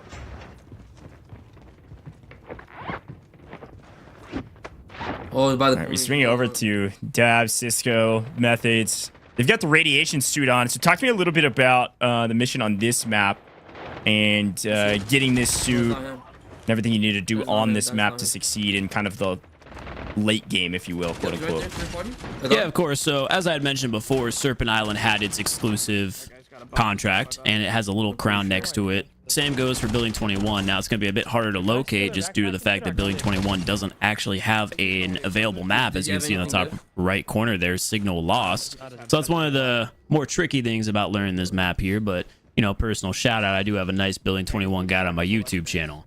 If you go to the third level to the core central lab, you're able to find that contract that's exclusive to Building 21. You pick it up, you hack a terminal, you open up the doors, and you are able to loot 3 different hazmat suits before planting a bomb into some T3 explosives. Once that bomb goes off, the entire map, regardless of the time left in the game, will look just like this. A toxic Nova gas will spread throughout the entire map, and the team that's wearing the hazmat suits, they do have an advantage in the fact that they're not going to be taking any damage to this constant Nova gas. They'll just tick away at every other player's HP. But there is a downside. You will then be broadcasted on the map to the entire lobby. So if a player decide to pull up this map right now, although it's a little blacked out, will show the location of these players wearing the hazmat suit. So it is an advantage, but like anything inside of DMZ, there's going to be some type of side consequence. I love it. Great breakdown yet again from you, Mr. Noah. I'm getting word from production while this squad is looting up, and there's a look at that mini map, by the way, or the main map rather. Mini map is grayed out. It looks like Stone Mountain's crew is for those you guys who are just tuning in. And they can't afford to go to Building 21, Noah. Round 2 oh my god, when you were pointing this out, I was like, what? So they're just playing the wrong map? No, because they are so broke, they can't afford to play on the hard difficulty, and Building 21 is exclusive to the hard difficulty. So they are now going to be forced to hop into Serpent Island on normal to hopefully earn enough money to grab some purple items and hop right back into Building 21. This is going to be a major setback. Lost a ton of money. There are a lot of hostiles in this area. Yeah, you heard him say they're very lost a ton of money. And it is something that I can't imagine this is the only roster that will end up having to do this, because there is a substantial score difference in total DMZ cash from some of our teams versus others. So some of these squads have an opportunity to, you know, lose a couple rounds, drop a lot of the loot they're bringing in, kind of over and over again, and still be able to keep queuing for hard here at Building 21. But some of these teams certainly can't afford more than 3, 4, maybe 5 raids before they extract and get some of this very valuable loot out. Okay. And then you walk down the things that are called steps. And then and then when you're at the bottom of them, because there'll be no more to go down, then you know you're at the bottom. And then you run all the way across the parking garage to me. Okay. I mean, in the corners, like couldn't get many much more simple than that. But he did explain it pretty well. Go down the stairs and you're here. That's how you get to the bottom level. Wait. That's crazy. Uh-oh. Some chaos developing for one of our top teams here. So weak.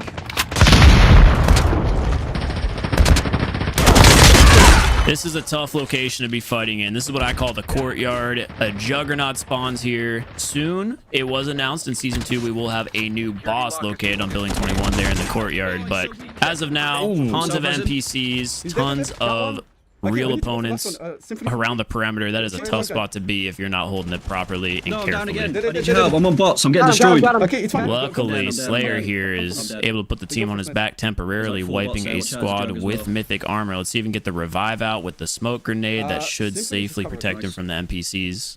That was a shotgun. It's fine. We jump back in. And Team Kelly is going to be going down. Oh, was that 38 seconds into the match? Good grief. But this staircase guy himself. I may have undersold how tight these spawn points are on Building 21. I told you, it's close range. It is so extremely close range. They have like chaos. Backpack, correct? Nah, don't take the backpacks. And a lot of radiation pills there just in case. In your armor, like in your backpack. But don't take the backpacks. There's another guy on me. This way. Those guys. Wait, you solo. I think these guys are below. Yep. Doors open. All right, you here to push with me? Yeah, I'm here.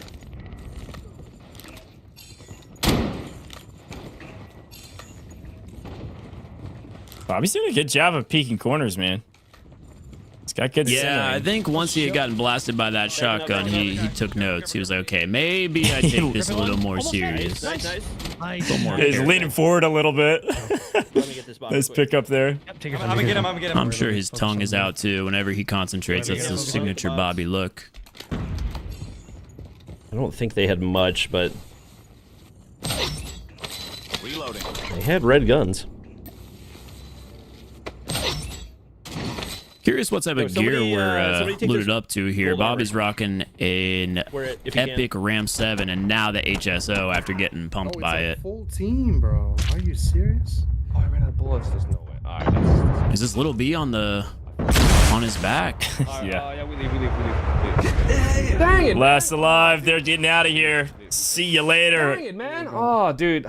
Everybody's gonna fail in extraction on Building 21, and Bobby Plays has gone to the dark side, shotgun in hand. Oh, hustling. I despise him for doing this. I make it a point in my stream. I'm not using this weapon, not just because of my skill issue, which I secretly hide by that whole, you know, point. They've got but, a teammate somewhere. Dude, it's so good. Like I said, it can one-shot any armor in the game. Yeah.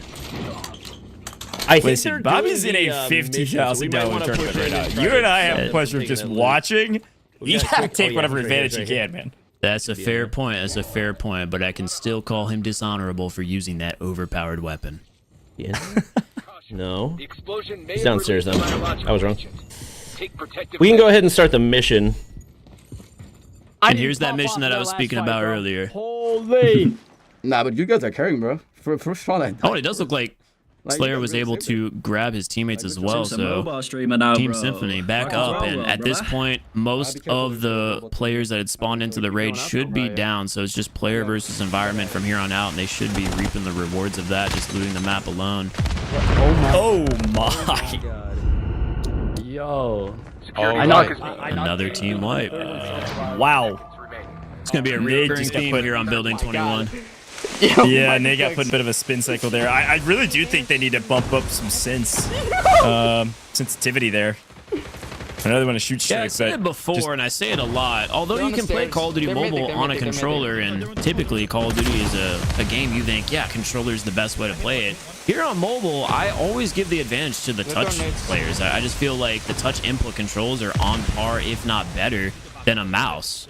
So when players hop on a controller expecting to dominate, I think they're humbled pretty fast by the ability of mobile players here in 2026. Yeah. Ooh. Space loses a gunfight to somebody with a little bit of high ground. Kitty, can you go grab him? See if Kaylee, an ex-professional player, struggles against the high ground there in DMZ. That mythic armor, mythic weapon. Yeah, super valuable. Insane amount of throwables there. What the hell? Yeah, they have a lot of smokes, bro. Yeah, I say we retreat. We're not gonna win a stair battle. No, I'm up. Alright. They're probably gonna swing this. Sounds like Ice actually got aggressive. Yeah, just pushed the stairs and they backed up. Maybe they have player advantage here.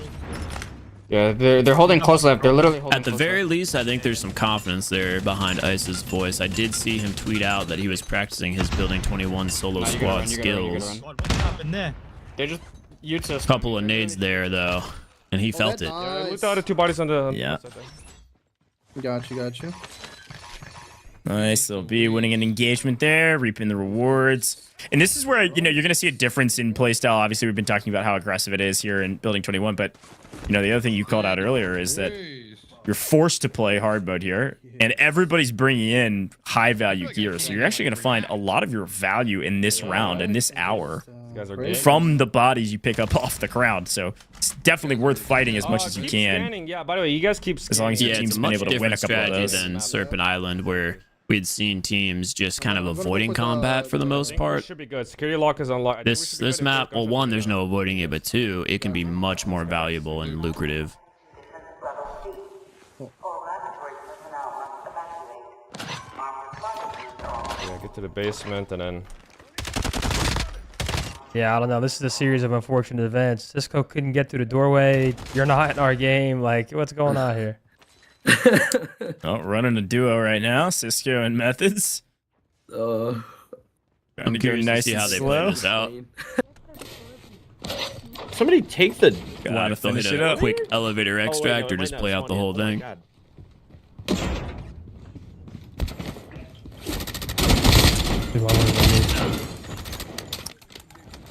I don't know why. It's a pretty good run so far. It looks like Bobby's on 4.3. I think Metal was pushing 3 mil. I expect Z to be on a decent bit. Okay, he's only on 1 mil, but still, it's not bad. Lab coats and what do you call it? Hazmat suits. Those are the good ones. Okay.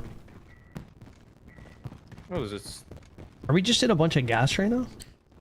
I've been seeing a lot of chaos here on the map, and I haven't really just taken a moment to check out some of these teams' loot values. I see Bobby's got 4.5 million. I'm very curious to see what the best run was here on Building 21 so far, and if we're going to see a number higher than that near 30 million on Serpent. That's less valuable. I'm still...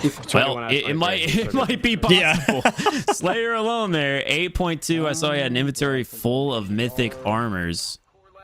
And they still have the rest of the map here to loot now, so. Oh, yeah, this is a great one. Symphony's on 3.5. Looks like Roast is on 4.8. Yeah. Sim is locked in, man. Obviously, he's playing controller here. But he's actually been picking up quite a bit of kills comparatively. I think, you know, he might be the best controller player in this competition today. Bro, I think I'm gonna make it easy. Can you click? I don't know what kind of fighting words dialed in. I know. I never thought I'd say it. I agree. Let's go. Yeah, I'm switching it. I'm good. Go. Okay. I'm doing the bottom right thing. You got a better shot or I have what? an idea how we can be faster. Whenever I have like a full backpack, I mean, I'll explain after. Make sure Yeah, to grab take, one of these hazmat suits here. Come here if you can. Take this one. Yeah, I was gonna say no. It sounds like they're kind of discussing some strategy. I'll take this one. Slayer's gonna lay off strats for a second to make sure that they all get their hazmat suits on. I'm gonna go first for the radiation, but it sounds like maybe Slayer is saying like, hey, if I've got a full bag, it might be better for us to just all get out earlier rather than trying to max all three of us. And then just get into a new lobby because, I mean, they're winning gunfights, man. They're winning team fights. And mythic armor really, really adds up. Yeah. No, of course, like I said, I mean, I talk about it in my streams all the time. There's a faction mission in this game that's very difficult to do to get $10 million solo extracted out, just your individual value. And a lot of players always ask me, you know, Noah, how can I do this mission? Because a lot of people want to complete their gauntlet to get that ultra insured slot so you can guarantee you keep ultras. I always say, guys, if you play Building 21, I promise you, if you wipe out one lobby, just one single lobby, and take all of their mythic armors, you can clean up the remaining like $2 or $3 million in loot easily with the saves, just because they carry so much value. Okay, Yeah. I'll make my way to you guys. Give me 1 second. It's not like This roster actually had pretty solid total assets, redeemable cash value for a team that I felt like was a little bit less, a little understated during Serpent Island. So curious what they're able to kind of put together here on Building 21. They've got a decent one going right now, actually. We swing back over. It does look like Metalcore, Z-Liner, and Bobby Plays will get out via the elevator extract. So No, we made good time. feeling good. That roster obviously very comfortable. Nice. Yeah, it is nice to see a successful extract here on Building 21. I think at this point we've seen more death than successful raids. Solid Miller too. Yeah, that's right. Well, looks like we'll call this the fan favorite roster. Stone Mountain, Dazzy, and Bella Fox. Fan favorites, unfortunately, having a little bit of a tough time. We just split then?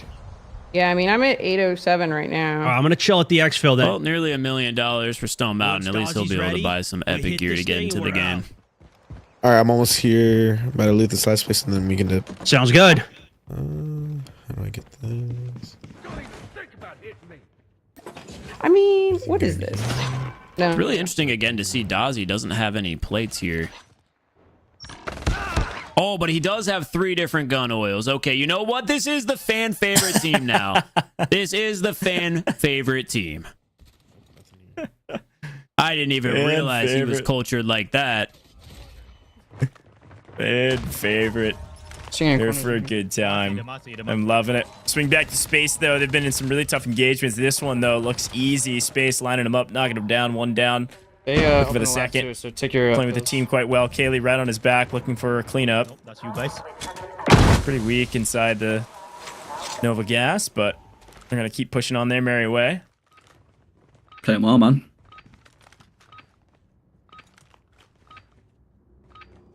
Bro. Honestly, I don't know, bro. We should go. I'm curious to see the breakdown here on this one. We're thinking this is going to be about a 20 million extract again from Team Symphony. How much do you think people are going to offer for round 2? Like, how much do you think? Like, bro, 20 mil? 30 mil? This is a good listen in here. I'm curious to hear what they say. Bro, I would go full in for round 2, honestly.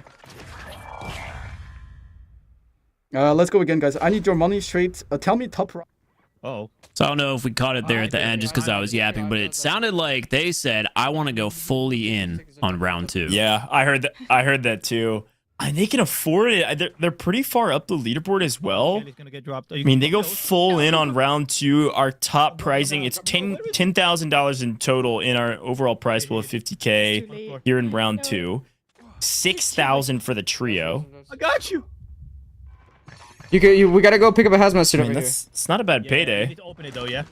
Oh no, It's I already wouldn't open, be it's mad already about that at all. All right. Mr. Okay. I don't know where the other guy went. I think he might have just taken the case and dipped. No, he didn't. Downstairs. Yeah, yeah. He didn't take the crate though.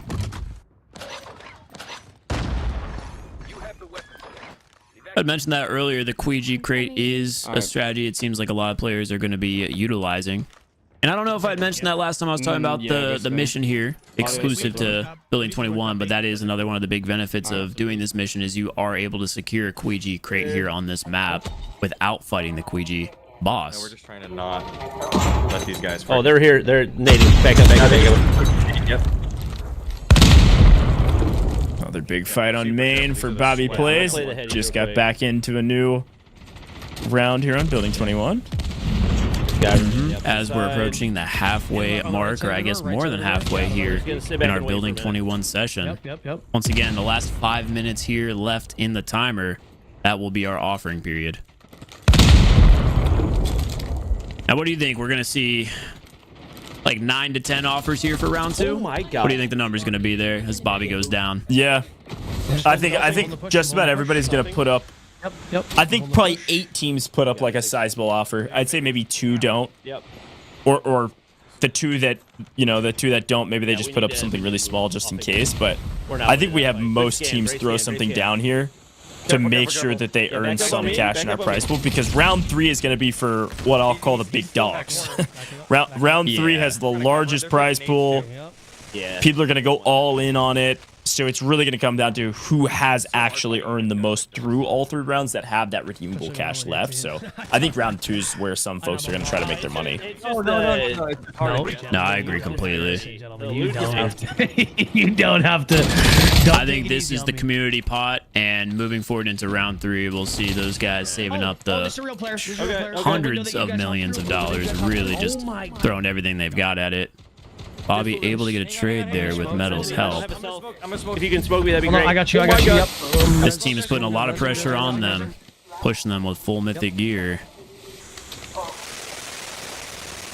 Looks like Metal was able to do a good job there at distracting and holding them back with the smoke and some pre-fire, while Z picking up Bobby with the revive.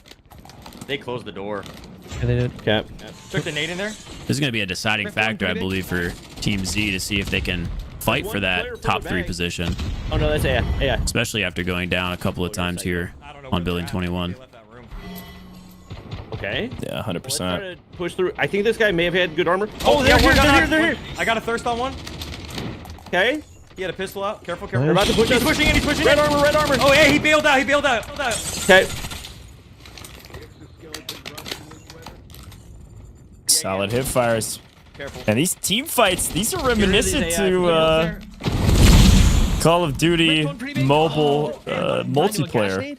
I'm backing up. The comms right now are flying. What the? I'm stuck. Yeah, I think DMZ's combat, the PvP aspect of it, definitely is a nice resemblance of multiplayer PvP tied in with some elements of BR. I think they did such a good job of mixing both of the worlds together and just providing such an interesting, unique experience. And I personally, I do find the combat in DMZ to be much more satisfying because of those different armor aspects. It gives you a little bit more wiggle room with the time to kill to outmaneuver, outplay, outposition yourself against your opponents, and most importantly, outshoot them. You know, if you get shot first, that doesn't always mean you're going to lose your gunfight here in DMZ. Yep. Well, especially with some of your, classes that you choose. I mean, you talked about it a lot in some of your videos. Some of the players have already been talking about Scavenger, etc. But even like Rewind could be a huge outplay potential in some of these maps, especially on this map. Yeah, we hadn't really talked about that too much just because we got straight into the competition, but the 3 classes that are currently available in DMZ all are so drastically different. You've got Scavenger, which obviously will help you loot, and seems like it's the fan favorite here from everyone playing right now, because not only can you loot faster, see some items that have been looted through walls, you're also able to use that scan dart and see enemies through walls and on Serpent Island, put them on your mini map. I personally love using the assault loadout, which is going to give you the rewind ability you were just talking about. I think that is the best for combat. Not only do you have the rewind ability, but one of the side benefits, or a couple of them I should say, is plating faster, healing faster after a kill. And my personal favorite, what you just saw right there from Metal, when he shoots a player, it shows how much HP they have and their name tag above them, which can come into be very, very handy inside of smoke gunfights. You can throw a smoke down, and if you get a hit marker on your opponent, boom, their name pops up right above them. It just makes it a lot easier to predict where they're going and pre-fire and shoot through those smokes. Unfortunately, though, it's not going to help them out here in this situation, as Team Zealander is going down for what I believe might be the third time here on Building 21. It's been very rough for them. Yeah. Well, take a look in the left here. This is our redeemable cash. So again, you saw Team Noah J. Their redeemable cash starting round 2, by the way, was 0. So they're at 12.8 mil already from just this round. This is redeemable cash, okay? So if you see the redeemable cash leaderboard, that is minus any offers that have been accepted. Team Noah J went all in round 1. So obviously they know, well, they're doing something right. I'll just say it that way. There we go. Zealander squad, who just went down there, 19 mil in redeemable cash. Team T-Dog Smitty, though, still at the top of the leaderboard. Again, I can't believe I'm saying that. T-Dog, you're about to potentially win some cash in a tournament, man. This is big for you. Lil B is crushing it. Wait, what? Oh, man. A little beef there? What's going on with that? Too many times casting him and being disappointed? What's the password? That's right. Listen, there's a lot of lore behind T-Dog Smitty. I won't get into it all right now, but let's just say the man's played some tournaments and is still looking for some wins, you know? So this could be his first. So if we see a T-Dog win here, he's going to be updating his Twitter profile, his X profile here, huh? Yeah. Yeah, get ready. He's going to be dropping tweets on the timeline big time. $50,000 DMZ Recon Invitational World Champion. We'll see. I think technically, by the way, our crown champion is going to be the team that earns the most money out of our prize pool. As you see, Bella Fox actually in a pretty big engagement right here on main. So pay attention to all of our leaderboards from round 1, round 2, round 3, and then our overall to see who earns the most cash. But roster on your screen right now, rather, is trying to earn some DMZ cash right now, and they are in a blender. Some tough fights here. Looks like 3 teams, including them, were there at that spawn point. So again, 44-second match, not able to survive a minute, and you're down millions of dollars from your gear. Brutal. That's a tough one. I'm getting the itch here to hop on Building 21 and solo squads right now watching this. I can't lie. I'm just going to the icon on the screen. This map only being available for the weekend, man. Every time I see it and see gameplay on it, it just makes me want to grind. Yeah. Well, it's just high risk, high reward, right? And if you're somebody like yourself who's played a ton and feels very comfortable solo squatting, you can get so much value on this map and very quickly. So kind of checks all the boxes for what a good player wants to see. Bots in here? Of course.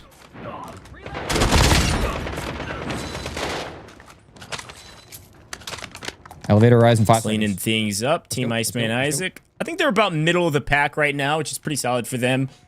I swear, Iceman, this dude can do it all. Every input, every version of Call of Duty you could think of.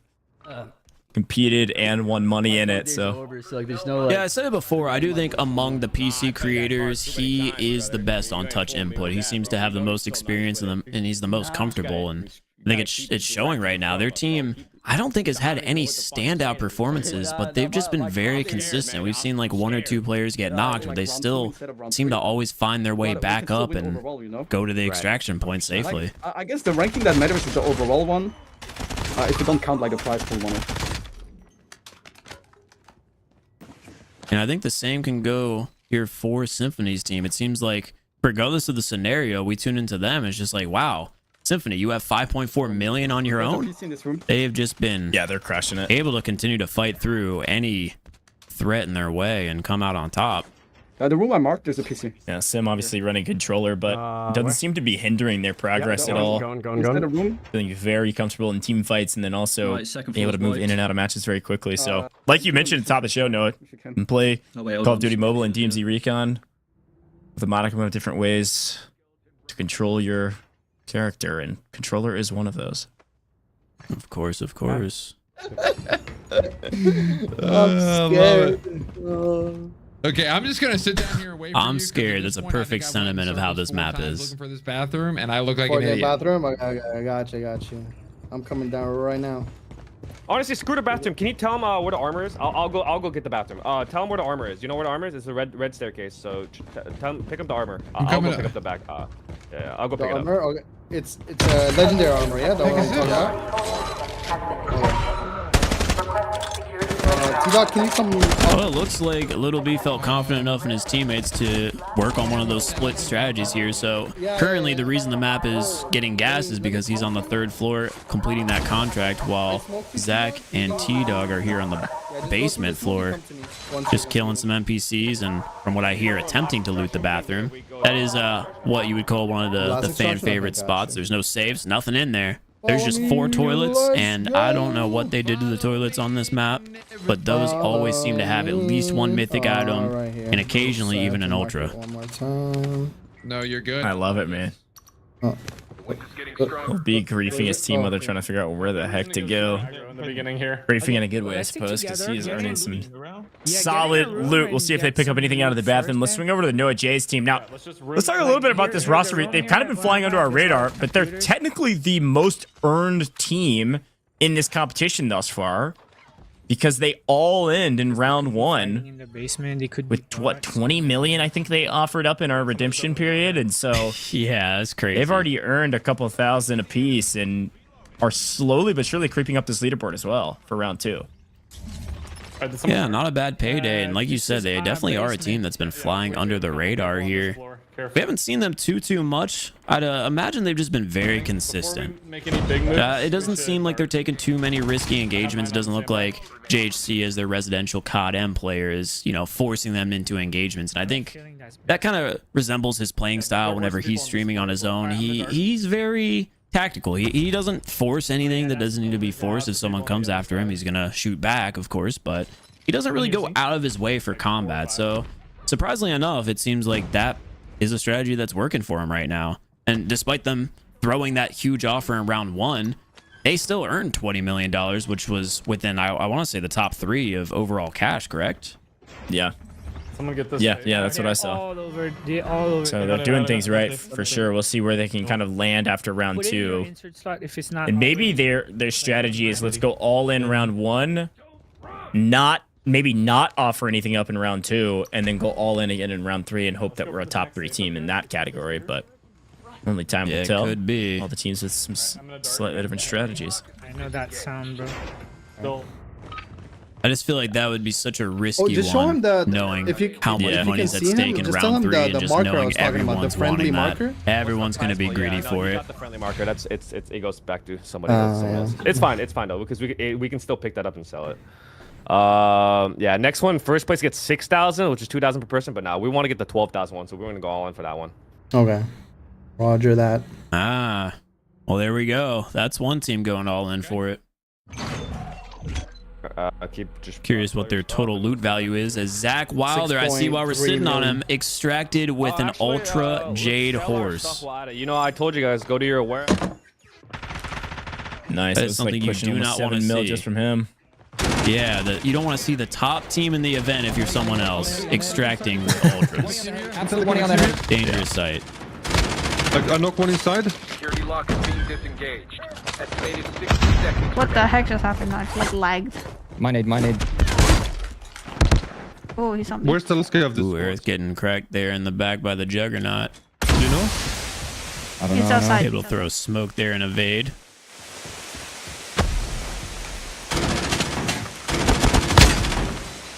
Oh my god, why am I like... Reloading, cover me. Hell no. Bro. I'm lagging off. Ooh, well placed nade by Rando. Oh no. And it looks like Kaylee's not only walking into it, but they've got Wilson to worry about in that small room as well. Just ultimate chaos.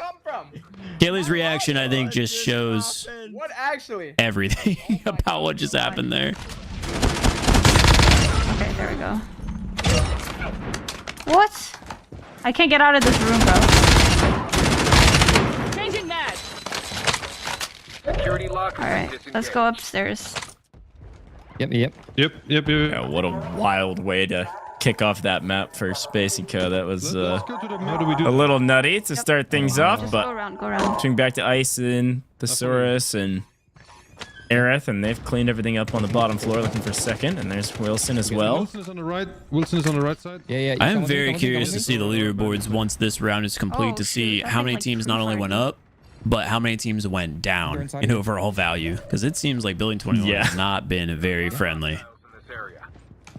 Yeah, I think our leaderboard is going to be a lot more top heavy than it was maybe at the end of our first round. It was a little top heavy, maybe not as much as I thought it would be during Serpent Island, but here in Building 21 definitely changes. And then, the big note going into our last round too, not to jump the gun too much, but the last round, teams get to pick which map they want to play. So I would expect a lot of the teams to stay on this map, but maybe if you were doing really well on Serpent Island, you felt like you could get some really solid rates there, and then maybe you prefer less chaos, less risk of not getting out with anything. Could see a couple teams. Looking at this on paper, I would have assumed that in round 3, every single team was going to want to pick Building 21. But after seeing, unfortunately, Team Kaylee's situations in this map, I think they might want to stay away from it. They might go back to Serpent Island here, despite the potential rewards here in these saves. We're going all in on this one. Solid pulls there from Nice Man Isaac. He's at 1.6, it looks down me. like. And we're hearing comms from Aerith saying that they plan on going all in on this round. So looks like they're not even going to be competing for round 3. They want the round 2 prize. 3. One is up on the left side of the door. Push through. Cover me. Shots. Aerith able to clean one up. They have no idea she's on the back side here. There's the third. Super low. Now Aerith's going down. That leaves Isaac in a 1v1 situation against Mythic Armor. Can he clean up? No. Oh no. Unfortunately, going down. Oh, I needed pings. And as a team that wants to go all in on round 2, that is going to be a huge deficit that they'll have to come back from. It looks like we have another team forced into Serpent Island normal here. Oh my god, it's time. Wow. Interesting. 4 gold. I'm kind of surprised because I think this roster was doing quite well, actually. They must have not extracted on Building 21 basically at all. This is kind of that weird kind of use case that I was talking about last round, potentially. All gold now. I thought they were doing quite well. These are big wins right here. We got them all. But interesting. Okay, wait. We'll check back in with them later. One of them's knocked. When Sanity on your screen, nade shot in deep trouble. Vague is currently down. Nah, it's good smoke. Good. I'm on the way. Yeah, good. 4 seconds. Looks like the team is grouping together here. So Vig is going to be getting back up. Yeah, play it up. See how they take this staircase fight. Yeah. Okay.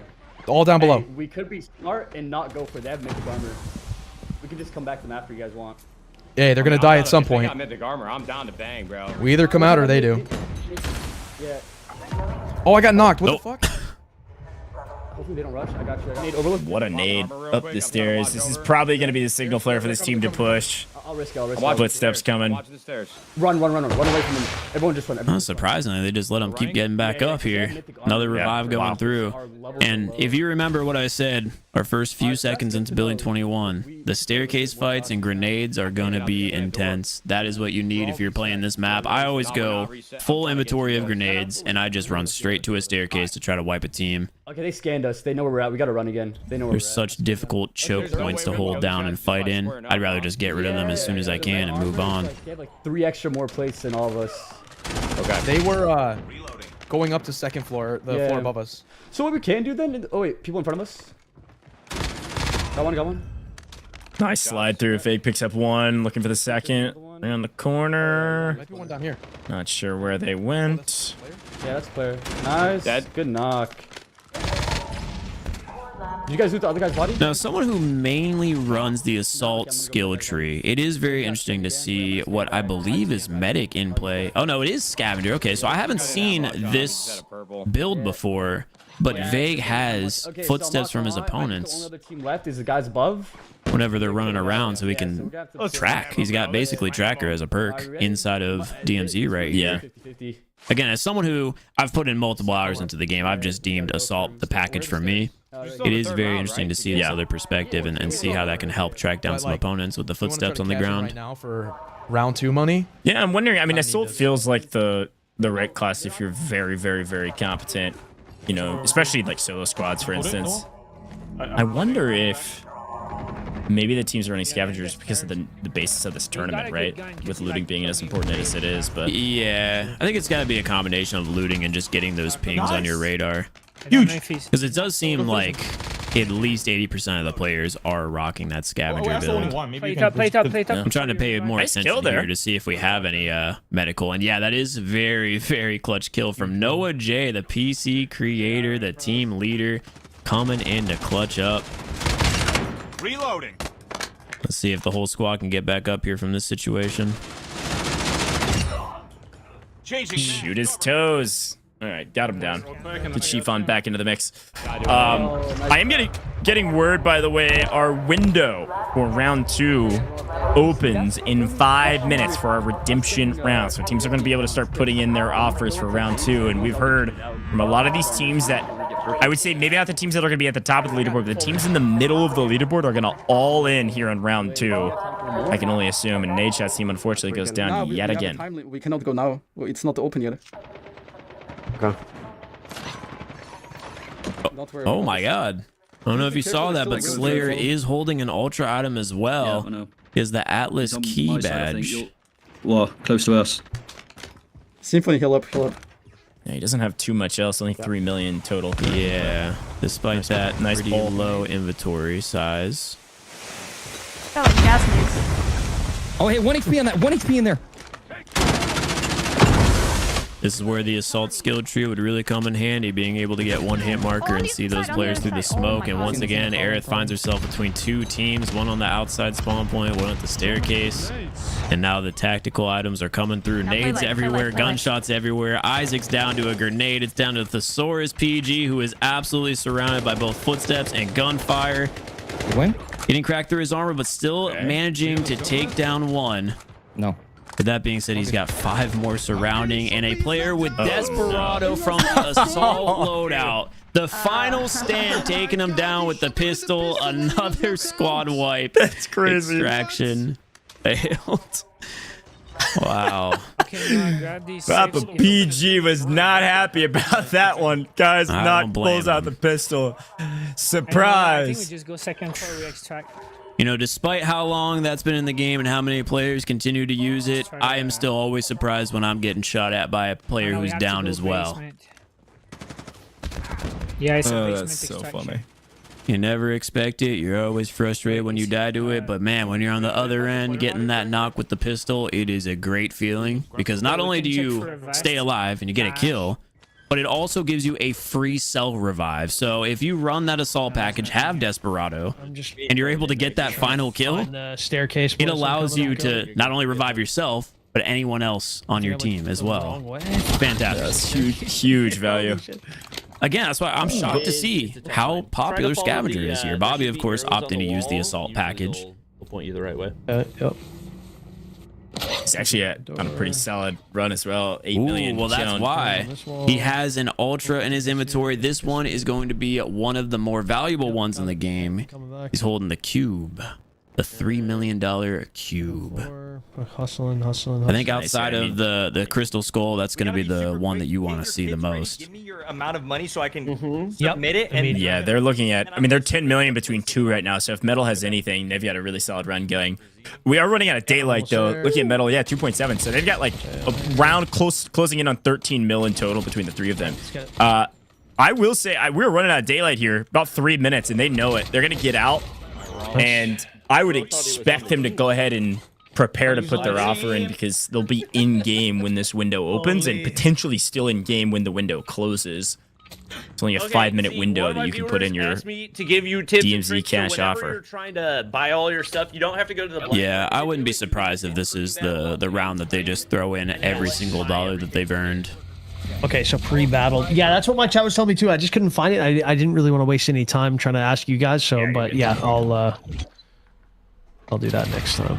So. No, you come now. You see me on your map? Yeah. Yeah, come to the. Okay, it looks like small Shifan is out of this one, but Noah J and JHC still actually have a pretty decent raid going. Or Mill, they're gonna try to get out. That chaos there, and JHC equipped with the Queegee weapon case. Again, that'll be going to all 3 of them on extraction, so it could provide some extra value. Looks like I said, they just find a way to extract. They may lose a player here or there, and they're not having the most standout matches, but they just keep on trucking on, keep on moving. Yeah, I mean, look, not to do more caster math, but Yeah, we need to if you do submit our one new $15 million raid and then you fail the 3 before that, you're only getting 15 mil. And if this squad's getting 8 3 rounds in a row, that's 24 mil. That's a really nice spread. So they're just way more consistent than a lot of our other teams. We obviously. And we'll ask her- we just subtract what we. That honestly was some incredible caster math. You said you'd do it later. That was great. But no, I agree. It's a great sentiment, great point. Slow and steady wins the race seems to be their motto right now. And right as of now, they're in first place, despite how much money they have to offer in this round. Probably like 30 seconds. That's right. Well, quick look here. One of our squads still having to go back to Serpent Island, but our window is open, by the way. Definitely have open So you can see it down at the bottom of our screen as we swap perspectives. That yellow bar is our timer, You could folks. definitely fill your bag just in this room with at least blues if you don't. That is the timer to offer up whatever DMZ cash you'd like. Purples, yeah. Yeah, if you got It could be a lot, it could be a little, it could be nothing if you really want to. $10,000 on the line for this round and this round alone. 20,000 on the line for the next round. T-Dog squad is just hopping into a match. Way better. Oh, buy a lucky card bet. Okay. Awesome. Oh, yeah. Footsteps on my left? Yep. You think I don't know maybe if they'll they have time to do this. I know. I'm wondering if maybe they were able to submit right before they started this match. It was very close. Right as the window opened, they locked in their offer and just went right back at it. Could be. Although I do have a feeling if they did that, it wouldn't have been that much money because they are hunting that final round prize. 500K already. There was a body there. And they seem very comfortable here on the map too, with that being said. So I think they might just be on building 21 for the remainder here of this event. Yeah. As we watch Little B just slay out the entire lobby. Smokes on him, footsteps everywhere. He's able to take down a second player as well. There we go. Use his rewind ability. Okay, should I? You said there was bodies here, or should I got one. Snapping on the Juggernaut, anything that can move. Looks like he's going to have that squad wiped there with the help of Zach. 6 kills to his name just a few minutes in as well, so I think they might have wiped out the entire lobby, and now it's just time to loot freely with no threats. Nice, good stuff. What'd you pick up? A bunch of red crap. Nice, good stuff. Gunshots there. What the hell? Oh, this 1.7 mil on T-Dog already is pretty impressive. That's nice finds. I almost have. They might. I mean, how fast do you think they can get out of here? They might just try to get out if they haven't put it in yet. It's the way they're talking is very urgent. Not working very well. Yeah, I don't know. It really does depend on how long they sat in queue before this, and if they did get that offer through. They could. I mean, hey, just give up maybe looting the top level, loot the first and second, and then get out at the elevator. You still have time to do it. You're not wrong about that. Yeah. It's just how greedy do you want to be here in this match? You know you have the whole lobby dead. You know you have a whole lobby to loot on your own. You could just potentially add more value to your third round offer. I'm gonna go down to the basement now. All right, riddle me this. Riddle me this. I think they just send T-Dog out This guy just hit me with one by himself, I think he has and T-Dog submits while the other two are in game. I don't think there's a rule against that. resonate probably. You can res him. You can res him. No, he's beaming me. We'll have to hear from the producers if that's allowed. That would be an interesting strategy. Send the team leader out. Yeah, have them submit. Oh, okay. No, I'm being told that I'm a cheater. I'm a dirty cheater. The entire team has to be out to submit. All right, so probably don't utilize that strategy if you're watching the stream. Okay, I got to an NPC, but you guys still res after. Don't worry, you're good. Well, the team that I picked is one of my top 3 favorites. Just seems to be laying on their back the whole event. And once again, we've got Vague down, looking for win, and Nade shot to clutch up. I'm starting to have less and less faith in my ability to teach. Oh, it's just one. Wait. Some scans coming in. We see we've got one more threat on Win's screen. Nade and Win approaching. Some shots laid down. Looks like the last remaining player is pinned down in the bathroom. We got Nade pushing. He slid out. He slid out. Damn. Oh, wait, he ran away. He ran away, Nate. Yeah, I just saw him in front of me by the car. Hold on. Yeah, he ran back. He ran back. The NPC, bro, the NPC has a shitty ride. All right, well, I'll res. I need to get to Vague's body, but Vague's body's like hella exposed. No, I'm resing. Well, somehow that player managed to escape being pinned down in the stalls and ran away. Looks like Nate is going to go for the revive. Win defending the riot shielder. And all 3 players once again are back up.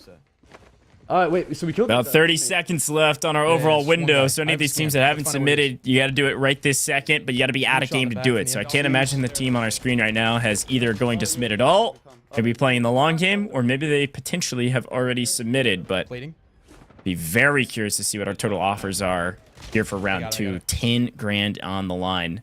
All right, whenever you guys are good, we can. Do you want to give away your shot? Like everyone's feeling greedy. All right, let's go. Yeah. I think they're all going after the 3rd round. Plates. Hold on. Oh, I can use something here. Footsteps? Thinking so too. Wait, it's not me. Use something here. All right, timer has elapsed, folks. All offers have to have already been submitted. All right, thank you, bro. That's a bot? Yeah. It's a bot. It's a bot. Or NPC. I don't have a skin anymore, by the way. Well, he was here forward to the left, no? Right around this corner? Wasn't he on the scan right here? 2 above us. 2 above us. Well, I think the target met up above. I don't know. Well, we can take the. They were thing literally right like directly above. Alright. I gotta scan in like 5 seconds. You guys want to wait out real quick? Go down. Changing that. Our team on screen is just chilling, wiping the rest of this lobby. They can add it to their totals for the future rounds, not in this one. One guy. And I'll be... I don't know. There's a lot of big question marks about this leaderboard right now. I'm not sure who's going to be submitting a ton, who's not submitting anything, all prepping for an all-in on round 3. But overall, a fun and engaging round 2. And I got to say, Noah, we were kind of talking a lot before the broadcast top of show. All of our team's going to be focused on looting, but Building 21 did not disappoint. Let's take a look back on some fun replays from this last hour of gameplay on this map. Noah, take it away. It was as fast-paced as you promised. Yeah, I mean, I'd love to see what we're looking at right now. I just saw one of our teams get wiped here. We're looking at Bobby killing off a team that actually had the hazmat suit there and waiting for extract, so that's interesting to see. We've got Dab and Methods taking down some players in the basement off spawn. Mythic Armor able to wipe that. And I mean, yeah, like we had talked about earlier, this is just standard Building 21 gameplay. Just chaos, nades everywhere, shotguns one pumping you, and you're gonna have some highs and you're gonna have some lows here on Building 21. I think that's exactly what we saw.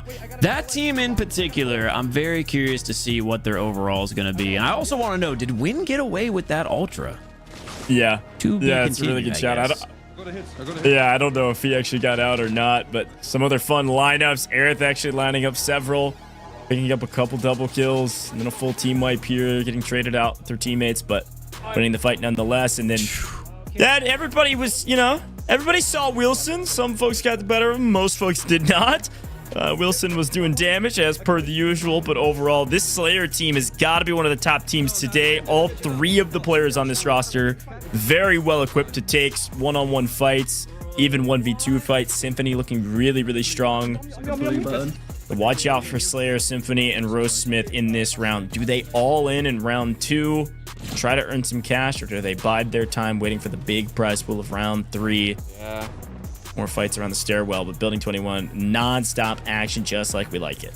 2 dead, 1 more. Yeah, I mean, these replays have showed, like I said, a lot of chaos. I mean, gunfights going both ways, teams going down to the NPCs, just demolition everywhere. And as you had mentioned with Team Slayer, I am very curious to see where they stand on the leaderboard. We had mentioned it a couple of times. They were one of the underdog teams, but ones to watch because Slayer was the wild card. I wasn't sure how much experience he had just because he'd been keeping it so secretive. I don't know if that was a strategy, waiting for this event. Like, hey, I'm just going to pretend I'm not a threat. But he's been dominant, and Symphony has been impressing me as well here on the controller. So what are we watching here? A little Serpent Island replay there, and oh my god, the grenades. But yeah, I'm so curious to see where the leaderboards are at this point. I think it might be anyone's game. I don't really know who I could predict is in the top 3 at the moment. Got him. Yeah, top 3 at the moment, and then who will be at the bottom of the leaderboard after this round if they end up going all in on round 2 with our offer redemption phase. Everybody's placed their offers at this point. We're just double checking all the math behind the scenes. Let's take a look at it. I'm being told it is ready for us. Let's take a look at our offers. Who submitted, who did not. Here we go. This is for round 2. Our yellow lettering. If we can get that up, there will be. I know. I got excited. My forehead was to monitor there. Gonna get that all fixed up. But yellow numbers are going to be what they put up. Light blue is going to be their total redeemable cash here. And again, Noah, something to remind everybody at home. Noah J's team, they did all in round 1. So we'll see what they decide to do. Everybody has submitted an offer. Could be 0. Could be $1, but they've all locked something in, and here it is. Big standouts. Holy cow. Yeah, you're looking at the same number I am right there. And then we're not looking at the same number. Dude, I'm just blown away at the fact that Noah J's team goes almost all in again, but then it's completely dwarfed by Symphony, Slayer, and Rosmith going actually all in round 2, even though they had a gigantic lead on our leaderboard and could have easily won round 3. What in the world? I think the big thing is these teams just didn't know that. And like I said, Slayer was one of the underdogs. He didn't really know where he stood. We were all looking at Little B. We were all looking at Bobby Plays. And surprisingly, they not only had more overall money than them, but they just spent double, let's say, what Team T-Dog had on round 2 alone. So, of course, with a $101 million offer, Team Symphony is going to be taking $6,000 and round 2. Team Zealander with a $32 million offer is going to secure round 3, which is just above Chief's $31 million offer for $1,000. Yeah, I mean, hey, huge shout out to Team Zealander for sneaking in there to second place. I know Chief's team's going to be very frustrated about that one. I mean, that is a tiny margin between the two. Close. Here is our redeemable cash, by the way. So obviously, Team Symphony has been crushing it this entire competition. They drop $100 million in round 2. And now they are broke in terms of redeemable cash. Same thing here for Team Sheaf, who does pick up a little cash as well. The team at the top is actually Iceman Isaac's squad now at $69 million going into round 3. So there's a lot of what ifs still on who could take home the majority of the prize pool because round 3 is so much more than rounds 1 and 2.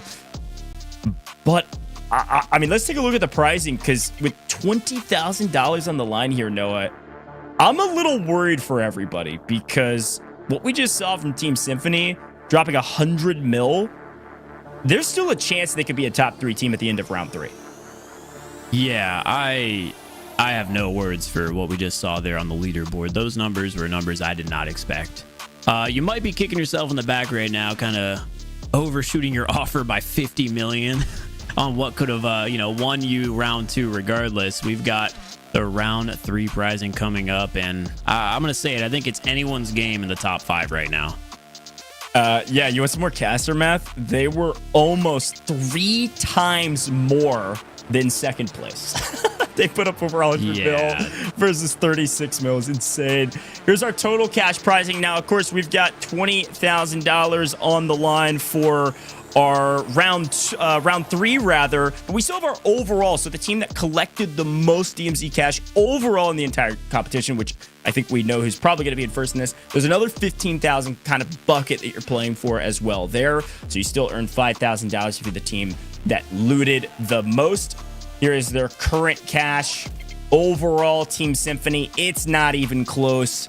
It's 106.7 mil between 2 rounds there with Team Symphony. This is their overall in terms of playing for that 15K prize pool. So there's a 20K prize pool for the next round, 15K for the overall, and this is that overall leaderboard here, Noah. Yeah, now, Goj, I got to ask you a question. I don't cast super often. Is this what the caster curse feels like? None of my top 3 teams are in the top 3.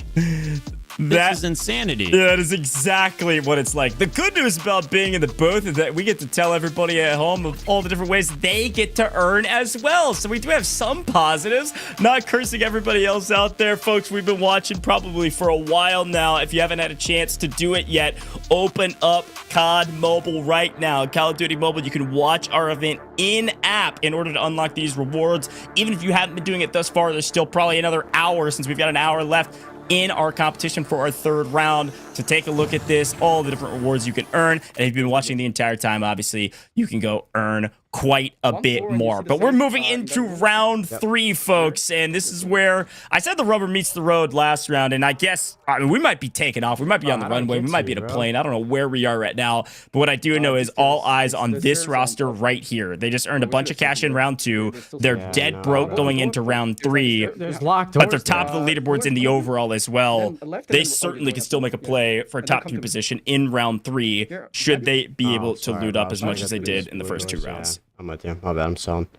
Yeah, I'd say across 3 people in an hour, if you just have straight solid runs on Building 21, you definitely could make up, upwards of 80 to even 100 million again here. You do have to play near perfect, but it looks like they're already working on that with Slayer alone having 5.7 nearly $1 million in his inventory alone. 7 kills, so at this point, they're just looting the map. No one left in the lobby to contest them.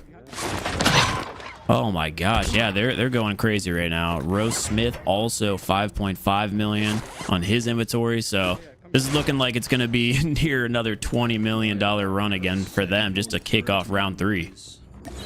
Yeah, I did get word from production, by the way, that T-Dog, Smitty's team, kind of while we were wrapping up offers, they did actually wrap up their last raid at nearly a $20 million run, so things going still well for them as well. Now, let's talk a little bit of strategy while we're kicking off round 3, okay?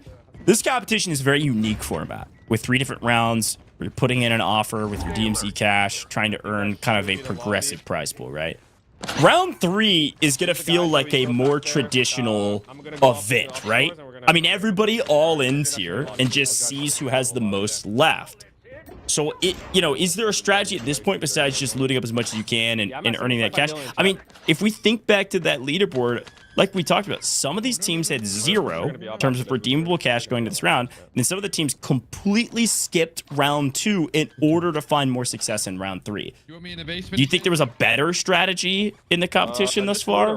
Like, what would you have gone for? Up on the top floor and just loot everything. I mean, it's just so tough to say. Building 21 was just so rough for so many teams. Honestly, I think if I were one of the teams that had died maybe 2 or 3 times throughout the hour on Building 21, I probably would have just full sent all of my cash on round 2. Yeah. Just cut my losses, thinking, hey, yeah, we went down on loot value. Let's just call it here, since everyone's going to want to chase that big bag.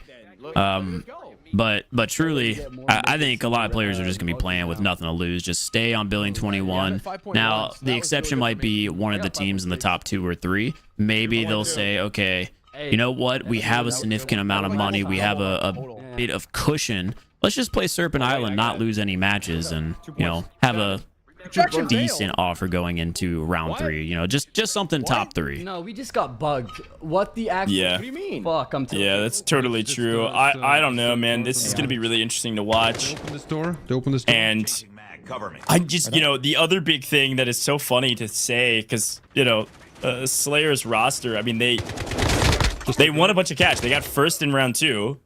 But I still count it as a mistake. They made a mistake offering up a full all-in of 100 mil.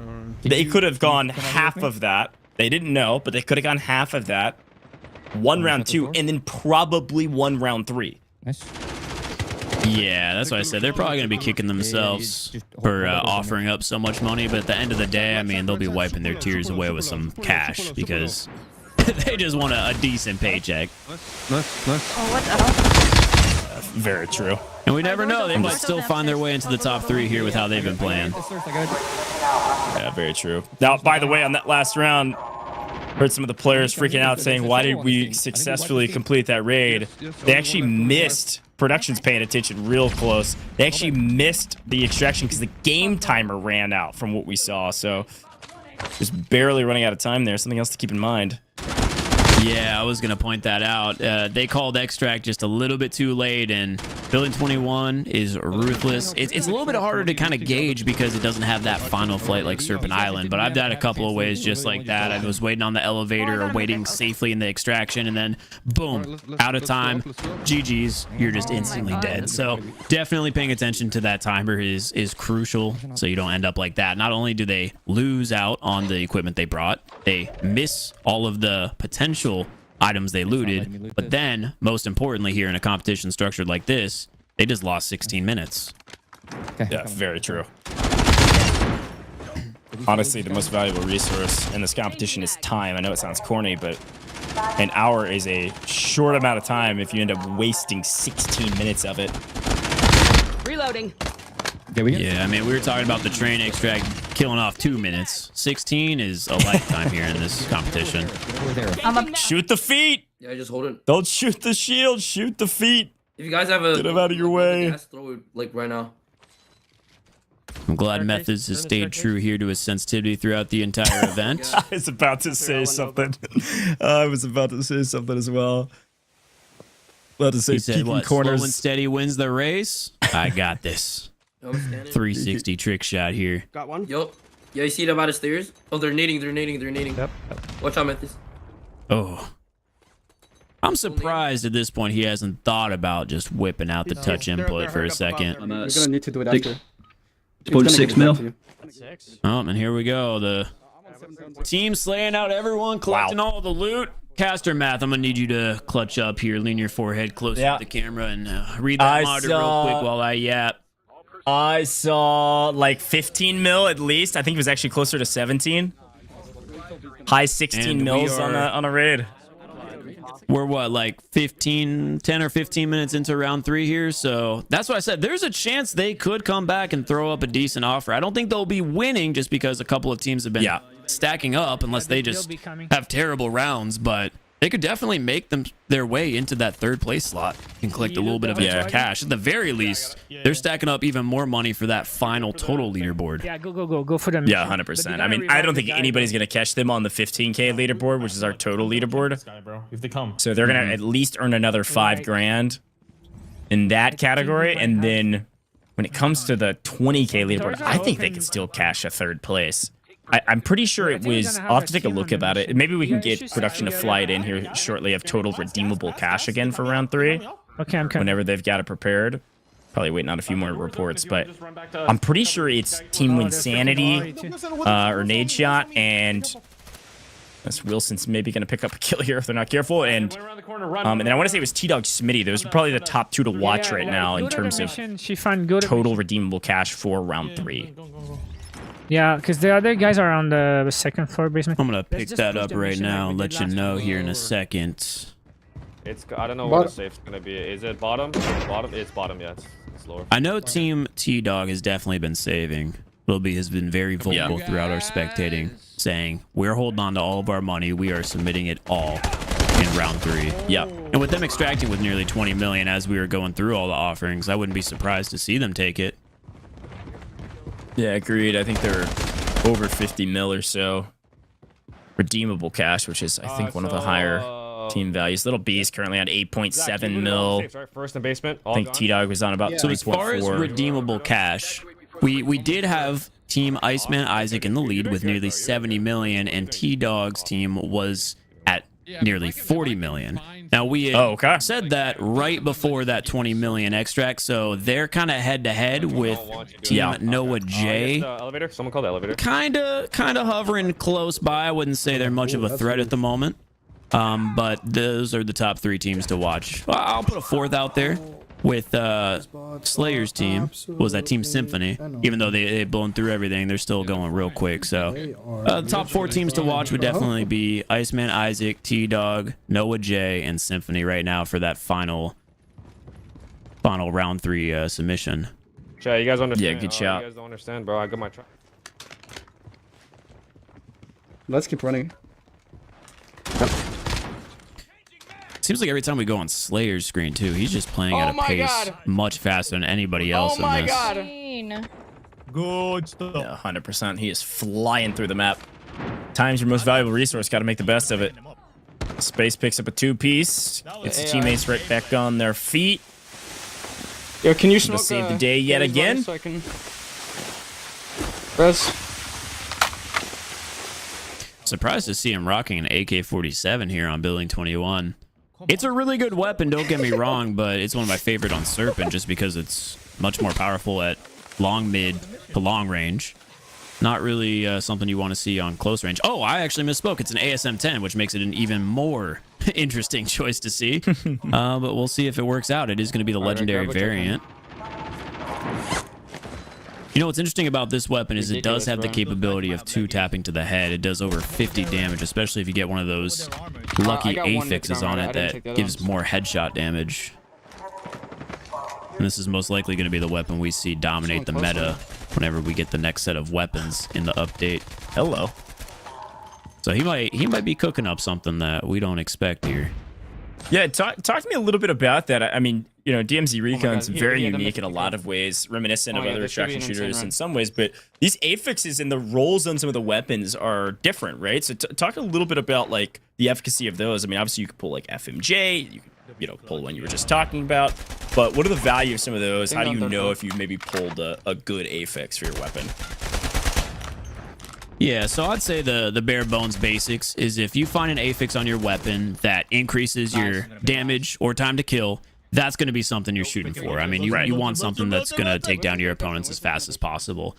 Some of the weapons are a little bit different, like a sniper, for example. The Rytech has a mythic variant. Now, obviously, it'd be cool to have a mythic variant that does more damage with the Rytech that could maybe allow a one-shot to the chest. But since that doesn't actually exist, some of the affixes I'm looking on that weapon would be like bullet speed. That way it's a lot easier to snipe at long range. You don't have to lead your shots as much. So all of the different weapons in the mythic and legendary category will contain different affixes. The legendaries have less of them, and the few that they have are weaker than the mythics. So obviously, once you're in the end game of DMZ Recon, you're going to be rolling for mythic weapons. And that's what makes them more powerful. Not only do they have those sort of secret bonus features like damage, range, faster reload, extended mags, but they also are going to deal more damage to different sets of armor. So if a mythic Ram 7 is facing up against a legendary armor, well, that mythic Ram 7 is not only going to do its regular damage, it's going to do a 1.1x multiplier because it's a tier higher than that legendary armor. So there's a lot of just little minute details that I tried to tell, like I said, all of the Call of Duty mobile multiplayer players, like, hey, this is going to make a big difference. All these key little details and intel about the mode is going to just lead to success. So some of those mythic weapons, they can be very powerful for multiple reasons, and that's why I stated it earlier when players were going up against mythic gear with their purple armor, they are going to get shredded so fast. Yeah, definitely. Thank you for the breakdown, Mr. Encyclopedia here at DMZ Recon. I'm so full. And I'm just a nerd who plays the game too much. I love it. What the? When Sanity Nate shot in a bit of trouble, Vade goes down first, and the hero not around to save the day. That is another wipe, unfortunately. Team Nate shot, blaming their IGL, turning against each other. Oh no. Oh no. Yeah. Now who's the IGL at this point? Yeah, true. Honestly, squad? true. That's probably Nate's shot now. Yeah, Nate's IGL now. They've completely turned on Vague. Scan, do you have a scan? That's so I said it before. I was like, these three are very competitive players. Now, I didn't think that was going to potentially lead to their downfall. Maybe all three of them are so competitive, they all think they can IGL this squad. And that might be leading to a little bit of miscommunication. Who knows what's going on? Yeah, let me be very clear. I misspoke when I said they're a top 4 team. I was thinking of Iceman Isaac's squad, so we'll keep our eyes on them. Maybe they'll turn it around. Misclick, Yeah, that's right. We'll keep our eyes on them, see if they can turn it around in the second half of round 3. This is our last round, though, as Little B's putting on a little bit of a show for us. Picking up a kill here on the stairs, looking for more with a scan coming through. They're above. They're above. We got 36 minutes, about 31 before our final redemption phase opens, and our final offers will come in, which will be everybody else going all in with all redeemable DMZ cash. All right, one knocked. We can push out that. Yeah, Little B's looking very comfortable here in this fight, taking down 2 with his tacticals, a Nova Gas and grenade hit, getting the scan there from his assault package. The question is, do they have one more player alive, or was that the full squad? Judging by the body bags, it looks like that might be it. So another squad down here for this team. These guys' bodies. And look at our leaderboard on the left. Obviously not fully updated. Teams have to report their scores, so we obviously know Team Symphony is much higher than 0 now, but this is redeemable cash. This is cash that has not been offered. So we know T-Dog Smitty's team, for instance, has already offered some cash, and so that's not their quote-unquote total that you'll see on the total leaderboard, but that is their redeemable cash. So we'll keep our eyes on it's that. safe to assume, taking a look at this, that Team Symphony probably jumped into the top 5 from their first game alone. Where are these guys at? Yeah, I am a little worried for everybody else. No, I'm not going to lie. Guys that had like double. Yeah, I wouldn't be surprised if they come back, like I said, get a top 3 offer, clean up some cash here, win that final prize as well, and just take home the whole tournament. I'm joining you guys in 1 minute. Looking quite likely they could be our champions, but still a lot of games to be played. And a lot of scores still needing to be reported. Of course, players trying to move as fast as humanly possible, lobby to lobby. So they are probably not very fast reporting their scores. We see an extraction coming through for Bobby and Co. They've got a nice one going. I'm looking at, I saw Metal at 4.5 mil. Didn't see the rest of them. It is important to see that was only an 11-minute match for them as well. Let's see what we've got. I have a feeling since we're sitting on them, it's going to be something crazy. Let's run that back. They're just so quick to jump in and out of matches, they don't even want to show us. Hey, listen, they're playing for 50K, all right? They don't need to do us any services. We'll figure it out on the scoreboard, but thanks to production for sticking around to see if we can get a read on it. They have no interest in us. Totally fair. They are trying to win some money. Yeah. He should be able to kill him. Nice. Yeah, I got him. Oh, that's it. Oh, we loot now. No. Make sure you pick up their armors. Their armors are worth 3 to 4. This is very classic DMZ Recon gameplay there. T-Dog Smitty running around looting, not taking any fights with his teammates. His 2 teammates aggressively communicating in a team fight while he's opening up toolboxes. I am so here for it.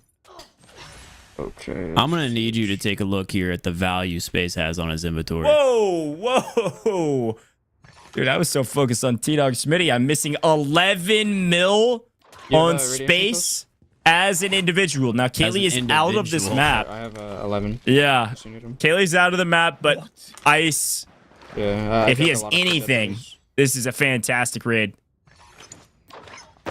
Whoa. There's our updated total cash earned leaderboard. Team Symphony, of course, no surprise at the top. The surprising part is that they're nearly, actually, over double the second place team. Yeah. Come on, bro. And this is reported, so I would expect T-Dog Smitty's team to jump up pretty dramatically after a couple more reports that they're wrapping up here shortly. And this is our total cash. This isn't what they can offer up for round 3. This is just for the total leaderboard at the very end. Reminder, Team Symphony, they had put up 101 mil in round 2 as their offer to make sure they won that round and earn some cash. Oh, wait, he has red armor. Wait, I wonder who had the calm between the 3 of them to do $100 million. You know, they had a little bit of extra in the bank account there. I wonder why they said, yeah, this is our number. This is what we feel comfortable with, and left themselves about $5 million to spare. I think they overestimated their competition. I think they said, well, we're doing really good, but maybe not.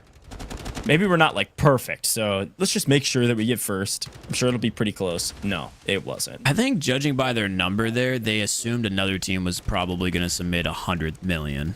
Yeah. You know, going with that very odd 101 and change. Yep, I agree.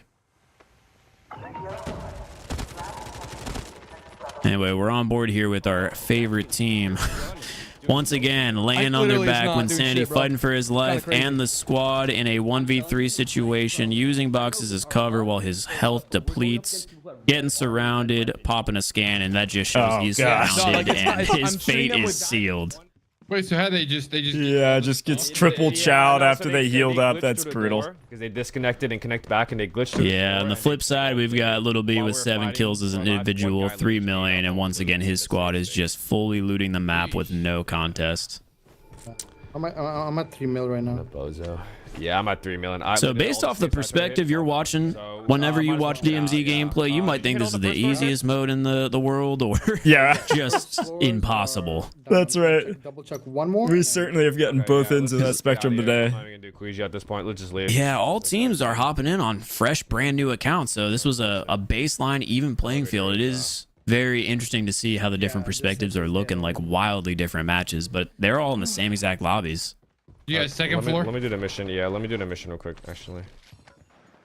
Just keep looting if you guys can. Getting word Symphony's team did just extract with around 15 mil. Another solid raid for them. They're backing up. They're creeping up the leaderboard, man. Like someone just did that. This is the second time too. I mean, the first one was like literally it wasn't that big, but this one's the second time. Break open the safe and obtain the weapons case.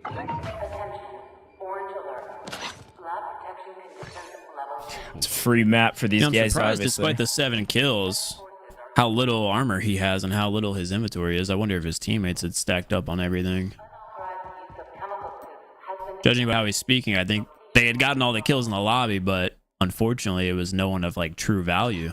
Yeah, that's what it sounded like. It sounded like Metal still had around 3 mil, and I think T-Dog had around the same, so still a solid raid going, but swing back to Go back. heavy hitters at the top for total assets category by a mile. Couple kills to boot. Nothing to show for it yet. We need to really kill them fast. Here, on me. Bots. Hello. Right. And they're dead. There's one here. He's here. That's a real player. That is crazy how quick he's killing them. He's running. Bro, I got him. Curious what type of Ram 7 he is using on both the rarity and those affixes. Because obviously, you know, with this structure and the event, you're not going to sit there and constantly re-roll purchasing new weapons to see if you can get those best affix weapons. So he either got extremely lucky or he's just rocking some bare bones weapon and dominating. Yeah, that's a really good call, actually. Bro, he's... No, we need to move. He's multi. The molly. Move back. Bro, they have full loot. Oh, first time we've seen this team under true pressure. I'm hearing an SO14 being shot for the first time this event from an opponent. And as I said before, the Ram 7's incredible. But I did mention that SO14. In my opinion, that actually is the most dominant weapon in DMZ Recon. We just don't see it nearly as often because it is a semi-auto marksman rifle, so it takes a little bit more skill to use, and the Ram 7's typically a lot more friendly and forgiving, and just overall better for those close-range encounters. But that SO14 will 2 to 3 tap through mythic armor. It is an insane weapon. I'm kind of stuck here, bro. Tell you, I definitely tighten up whenever I hear that gun shooting in my lobby. Yeah, we see Slayer feeling that stress. I know. Yeah, he has been rapping left and right, trying to get a flank on him. Rose doesn't seem like he's going to be able to help. Slayer's going to clean up. I am very impressed with his rotations here. I love watching him play right now. Like I say, he was a very slept-on pick. Bro, they're shooting my legs. Definitely. Clearly has put in the time, knows the map, understands how to play and rotate. Oh no. Unfortunately, it seems like they might have met a team that is also extremely patient. Nice. Rewind playing, getting out of there. Nice. Now, I also think it's worth pointing out, despite the fact that Slayer has mythic armor, he's got the 4-plate mythic armor, which does not protect your legs. So a couple of times I've seen him lose base HP without his plates taking any damage, and that's because of that armor he's using. Interesting choice. Seems to be working, though. Able to take down 2 of the 3 players while he's the last man standing. Mythic armor versus mythic armor. Plenty of shots. Getting the reload here. And it looks like that's going to be the cleanup. He still needs to pick up the kills, though. In case there's a self-revive, that's going to do it. Getting the squad wipe, clutching up with his last magazine, and the whole team's coming back, man. MVP, what? And they're going to just be loaded now with those mythic armors. That's going to be a big bag for them later on. Dude, there's a reason that team's at the top. Slayer putting on a show for us. You heard his teammates hyping him up as well around our commentary. That shows you the efficacy, by the way, of Rewind. The amount of times that perfectly outplayed his opponents, saved his life, put himself in a position to retake the fight in an isolated 1v1. Like, I thought he played that really, really well, and Rewind came in handy so many times. Yeah, that was an incredible play. And as I said before, I could just tell by his rotations that he was playing smart. He wasn't putting himself in what I call an even playing field fight, right? He was only taking fights when he was sliding out against his opponents or shooting at them from cover. That was extremely well played. On the flip end of things here, we are watching Team Stone Mountain back on Serpent Island, the safe location. My man just took 5 different inputs to get this safe combination, and it gave purples. So I have a feeling we might be in normal difficulty or just extremely unlucky. Let's see. Oh, wow. No, that's just extremely unlucky. They are in hard. Looking good for an exfil here. Yeah, just a little bit different pace. You know, after some crazy gameplay, we got to slow it down a little bit with the beautiful voice of Stone Mountain. Slowly working his way. That gun oil, nice. Yeah, I mean, he's got to do it for you. I mean, he was probably listening to the broadcast and he heard. Yeah, no, that's bonus points in my book. I'm going to have the staff bump up their score a couple mil for that one. I tried my best. Chief and Co. looking like they're going to get out of the map here. They've actually elected to go. I mean, you know, we saw them a couple times actually over here at Serpent Island. They elected to go back to Serpent Island. They felt a little bit more comfortable on that. They've been kind of a little bit of a sleeper team, just kind of slowly creeping up the leaderboard. So longer on the queue, and they went all in from what I remember on round 2 and ended up picking up 3rd just by, I think it was less than 1,000. It was like really, really close, or maybe maybe it was something like that at least, and maybe less than 1 million. Either way, it was not a lot of money between the two. Going all in round 2, still making a bit of cash. I want to point out what's happening right here, by the way, because Metal's putting in that code, but it's not actually giving him the loot. That's because you need to be wearing one of these hazmat suits to loot those containers. Little tips and tricks for you. Oh my god! Also, slay out the lobby before you do this contract. They are getting naded from the hallway. Metal is about to be swarmed by opponents, and 2 of his teammates are down. They're going to kill you. Yes, Metal, you should, but you are not going to have that privilege, my friend. They don't realize that we're in a $50,000 tournament. And that's the dangers of picking up those hazmat suits and doing that contract. You are broadcasted, like I said earlier, to the entire map, and more times than I can count, I've done that to teams as well once they just rush on in there without clearing out the lobby. Wow. Yeah, that's brutal. Well, I wonder if they, I don't know if they knew if they had, maybe they thought they'd cleared out the lobby, or maybe they weren't sure and just went for it anyways, but that one's going to sting. I think they speed ran that, but I don't think they had any indication that there were players nearby stalking them in the shadows, because we didn't see any footsteps while they were grabbing those safes, and those nades came out of nowhere. They're perfectly timed. Like, there was a team just sitting there watching them through the windows. That was a great play by the other team. I hate to say it here on broadcast, but it was a great play there by the random people that are now feasting on their loot. Right in front of me, right in front of me. Back on board here with T-Dog's team, though. We got Little B going against a player utilizing that rewind perfectly with his mythic armor. Trapped in a room now, though. Let's see if Little B can recognize the situation. Nice. Able to take care of them, and that's going to be some more mythic armor for them. Does he have good stuff? Yeah, clean round. Should have gunshots over here. Player in front of me. Yep, we're right behind you. Oh, below. Downstairs. Shoot. Well, if any round were to be the one to pop off on, it would be this one. Zach doesn't have much to his name yet. We swap over, but yeah, not much, right? Not much. Triple zeros here. But you know what? The round just started, and he's just following Little B.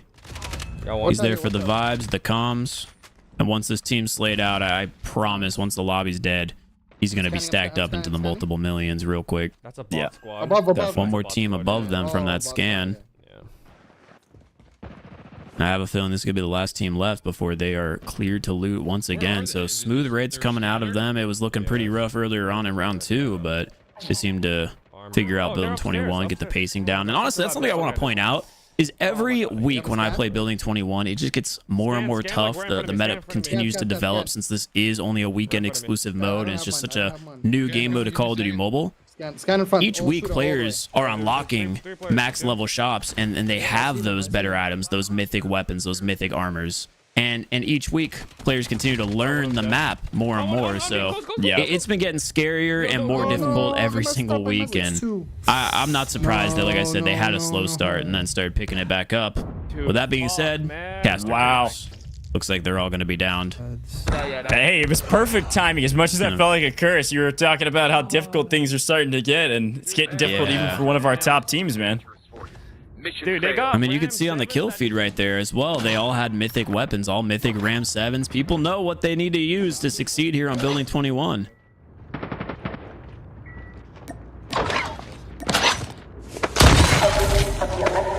Rose Smith and squad just looting up at this point. Roast on 4.2. This is our top team today by a mile. Symphony also on 4.45. Hopefully we still do good. He's just always around that 5 mil mark, I swear.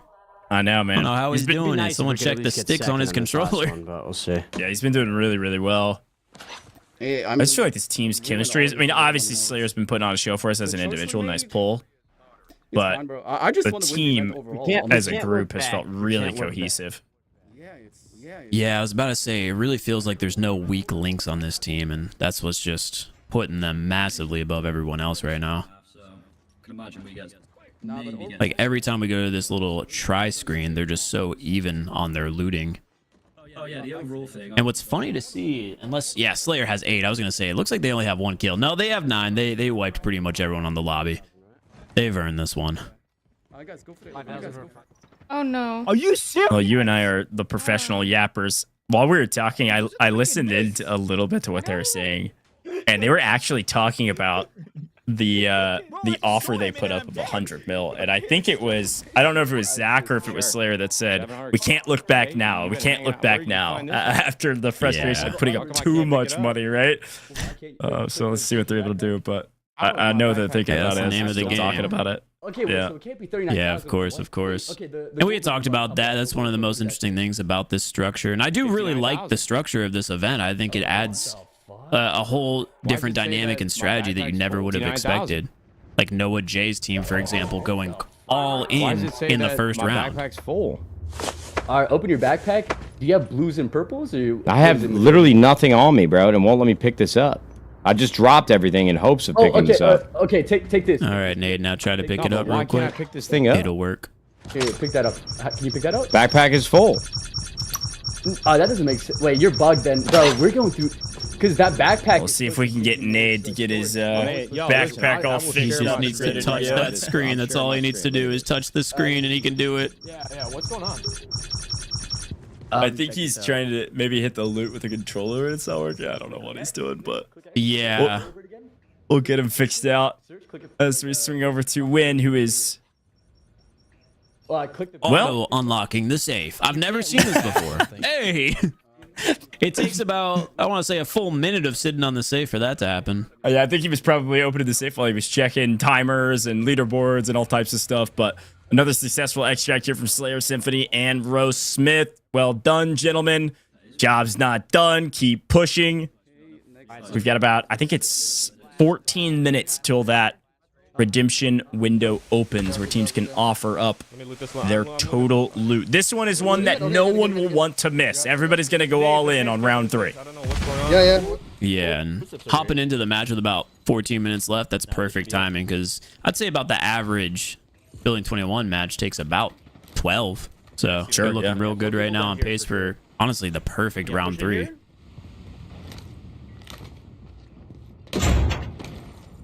I see boxes. They're in here. This is another team that's been relatively quiet here for a while. Curious to see how they've been playing on round 3 so far. Looks like they're freshly hopping into a new lobby. I think they're in here. Getting into their spawn fights. Of course, the most crucial ones. Jump down.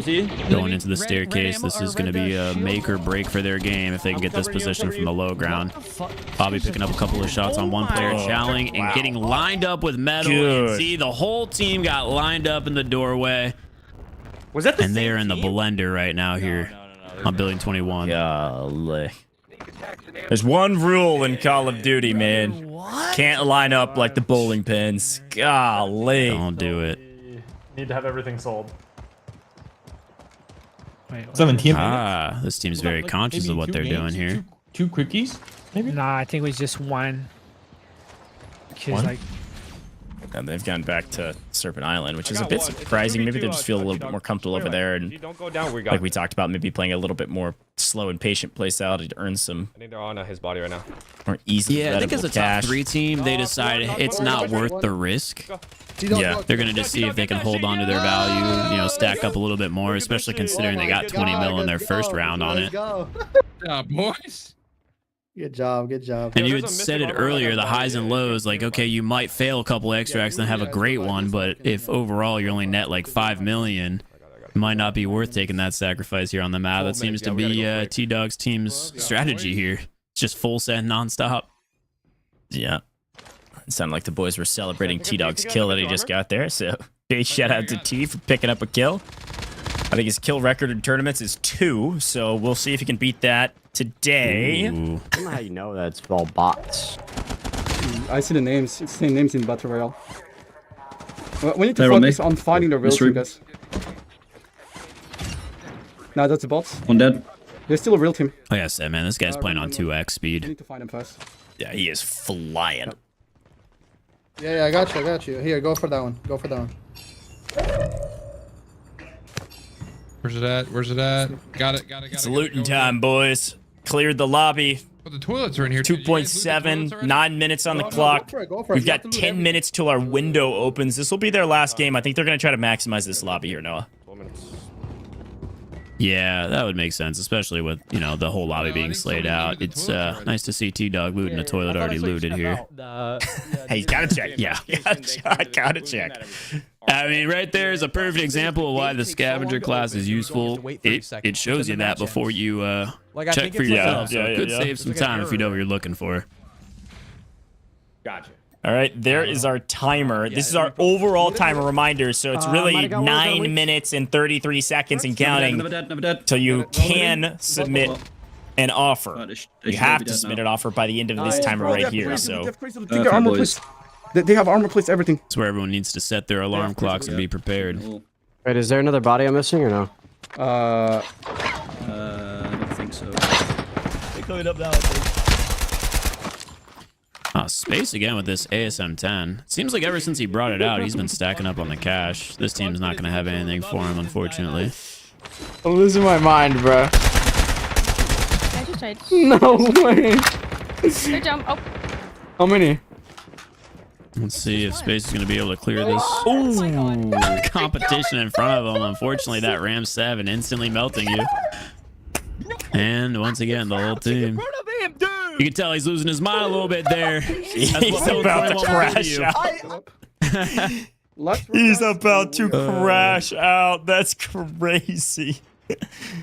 I can't lie, man. I've been there. You know, legend has it. I can't confirm nor deny it. There might have been one time on live stream that the great Noah Sunday had failed 8 raids in a row. He may have been using some bad armor doing a challenge, but it might have happened on building 21. So if it could happen to that guy, again, this is all theoretical or just what the streets say. It's not confirmed or anything, but I did hear that he died 8 times in a row. If it can happen to him, it probably could happen to anyone. Sure, yeah. You know, listen, man. There was several reasons why I thought you were in the booth with me, and now I think I fully understand why. Whoa. I appreciate the context. Hold on. I will not let those lies be spilled on my name. It was because, unlike these guys, I would have been extracting every single raid. This wouldn't be me laying on the floor. I will say, to harken back to what you were saying before, these guys have been actually a little bit quiet. Z actually hitting some nice shots. Pretty weak, though. Needs some plates. Have to back off a little bit, but... As someone who weekly plays with Bobby Play, Yeah, Building 21, not his strong suit, so I'm not surprised to see this, to be honest. Round 1, I honestly thought they would throw in an offer. Bobby, I have no ill will towards you if you watch this back, but it's very apparent. Bobby, I think you and I might need to swap positions for the next event, buddy. Oh my god. I backed off a little bit. Oh, it's probably a good thing this iPad's on 5%, boys. Woo. Oh no. Yeah, gotta get charged up. We're not done yet. Z, lock in, man. It's honestly After that shotgun blast, he might be. Dude. Yeah. Well, yeah, like I said, I use a full clip on these guys, and I don't think I break their shields. Or it's very close. Yeah. I mean, they're talking about the mythic armor, and again, in that hypothetical world, if Noah did die 8 times in a row, it was doing an epic armor and epic gun challenge on Building 21, which I have to say is very, very challenging. Can they find that on YouTube? Result doesn't surprise me. Can they find that content on YouTube? It was deleted. If it did happen, okay. I don't know. Sure.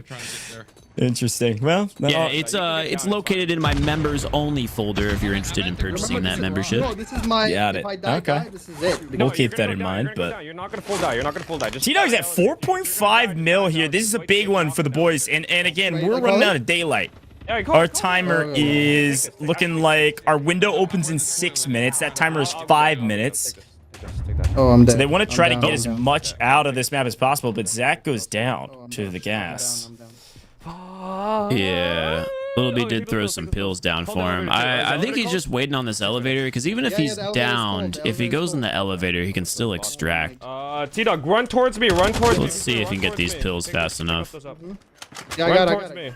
You can tell what happened and then the reason why he actually got down there to that gas. If you take a look at the top left corner of that icon, Little B's got the little character next to it. That's that hazmat suit. So once again, he did that challenge without his teammates, which again, I'm sure is a strategy. But indirect consequence of that, his team did go down to that Nova gas that's just spreading across the whole map. All right, let's go. Yeah. 6 minutes. Oh, and him alone, $8.8 million. Yeah, they're pushing around like 18 mil or so between all 3 of them. Call the elevator here. A really good raid from them, and again, I think Okay, definitely a team to watch out for. Total assets. Zach, can you tell him how to sell? I'm gonna try to, dude. I'm gonna. Yeah, he knows. He knows As how we're to sell. coming down Exactly to our like last final time. minutes here, I do want to point out, one, we didn't see any crystal skulls today. That's true. I'm surprised no teams have utilized the Noah Sunday strategy of turning on your in-game mic and screaming at your opponents, "I will let you live if you drop your mythic weapon." Now, the reason I'm surprised no one has at least attempted this is because, we didn't talk about this before, in hard mode, you have weapon protection. So if you get wiped, your weapon stays in your inventory. Same goes for your opponents. You're not able to loot their weapons. But I have found a loophole behind this. I'm about to spill the sauce for everyone watching.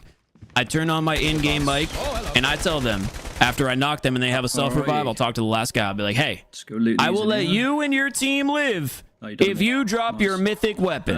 It's worth $5 million. I mean, this is our last raid. We can't get into it. And they get to be the hero. It's a good trade. Yeah. Now, what I don't tell them is in the fine print, I will murder them as soon as they drop That's their mythic weapon. crazy. I will take all of their, I will take everything they own, and I'll extract with an extra $5 million. It's a strategy definitely worth it. That's crazy. I guess if you're playing in a 50K tournament here with Call of Duty Mobile for DMZ Recon Invitational, then sure, maybe I will allow unethical gameplay like that. But in pubs? Noah, you sick man. Oh, I always talk about it. I'm like, man, they probably worked real hard getting this weapon. They probably spent hours grinding it up in the shop, unlocking it, pulling with the right affixes. And as I'm saying that, I just sell it right away. It means nothing to me. It's just extra cash in my pocket. That's crazy. So I have to say, I'm a little sad no one had attempted to do that, but I will say respect to Dazzy at least for carrying the gun oil. Gotta do it. Where was your Stone Mountain cleaning up. A little less than a mil on this one, but hey, we'll take what we can get. Gonna be cleaning things up here, folks. 4 minutes on our offer window before it opens. Then we'll have 5 minutes with it open, and then we are done. Yeah, we are wrapping up here. We gotta go. In the next less than 10 minutes away. All right. See who is going to be our champion of Call of Duty Mobile DMZ Recon Invitational.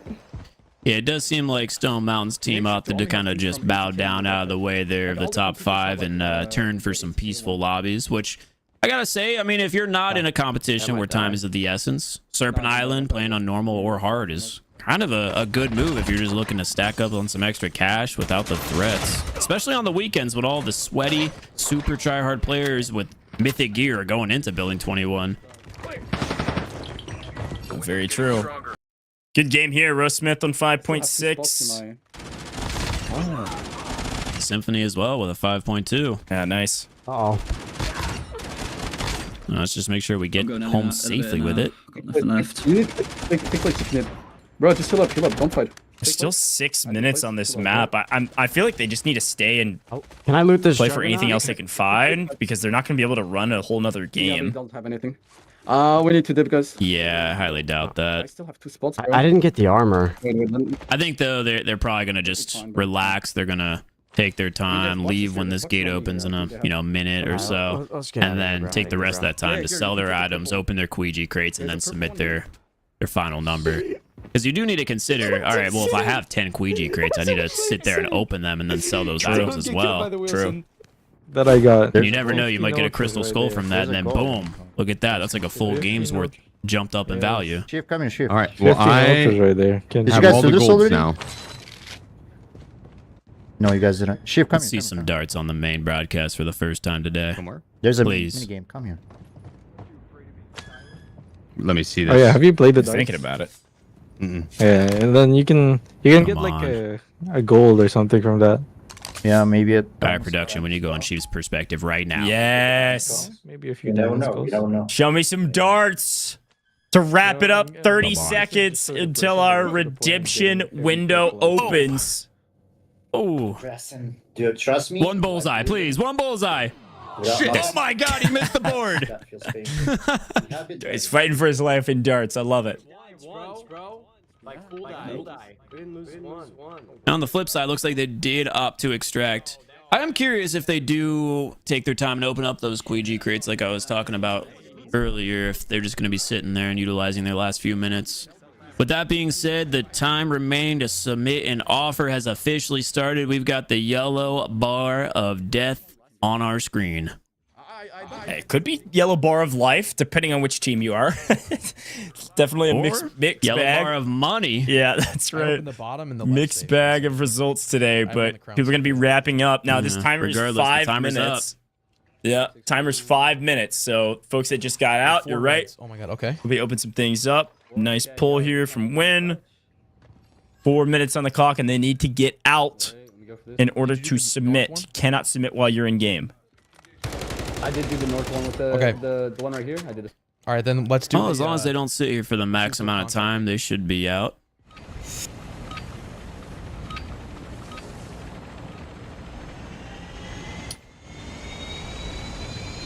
Everybody working their way out of the map.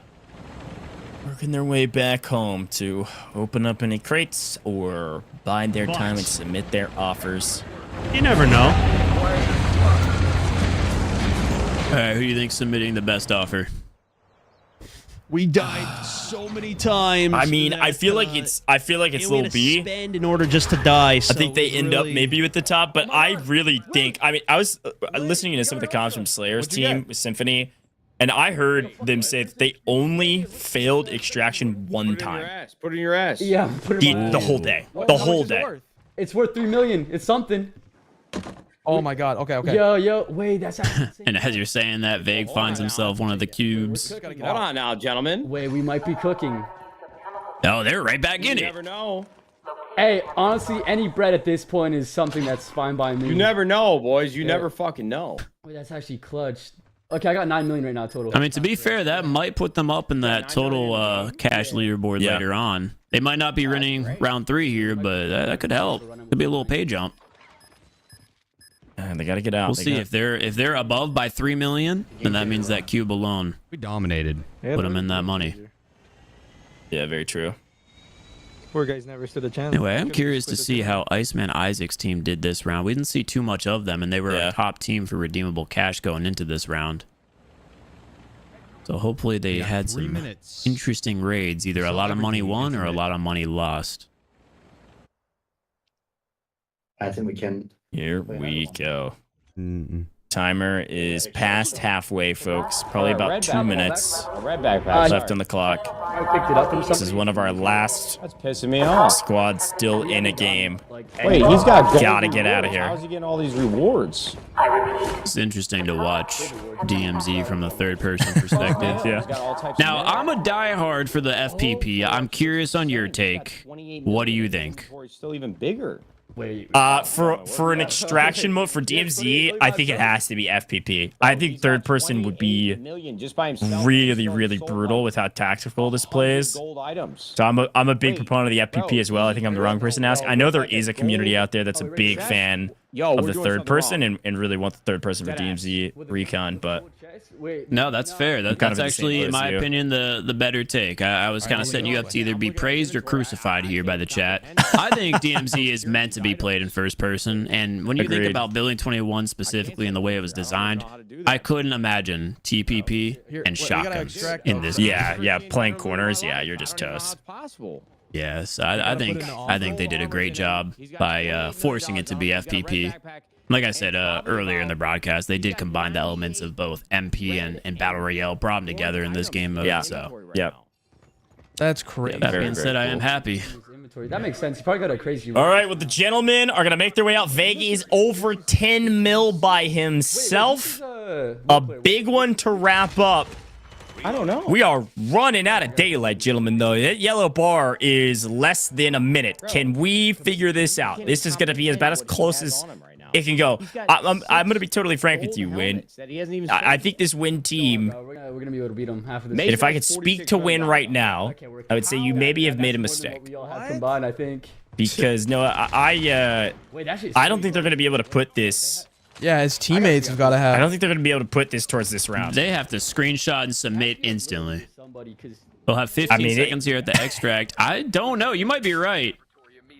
I think. And you know what's unfortunate is this is probably their best run. Yeah. I thought you said we couldn't even buy gold items because we're not even a high enough level. You know what? Let's just hope that this is our stream delay, and right now they just submitted it because the timers are officially over, which means that's going to conclude our gameplay here today. Woo, buddy. I mean, they were certainly close. We'll see if it pays off for them. But, folks, that is the end of round number 3 here at DMZ Recon Invitational.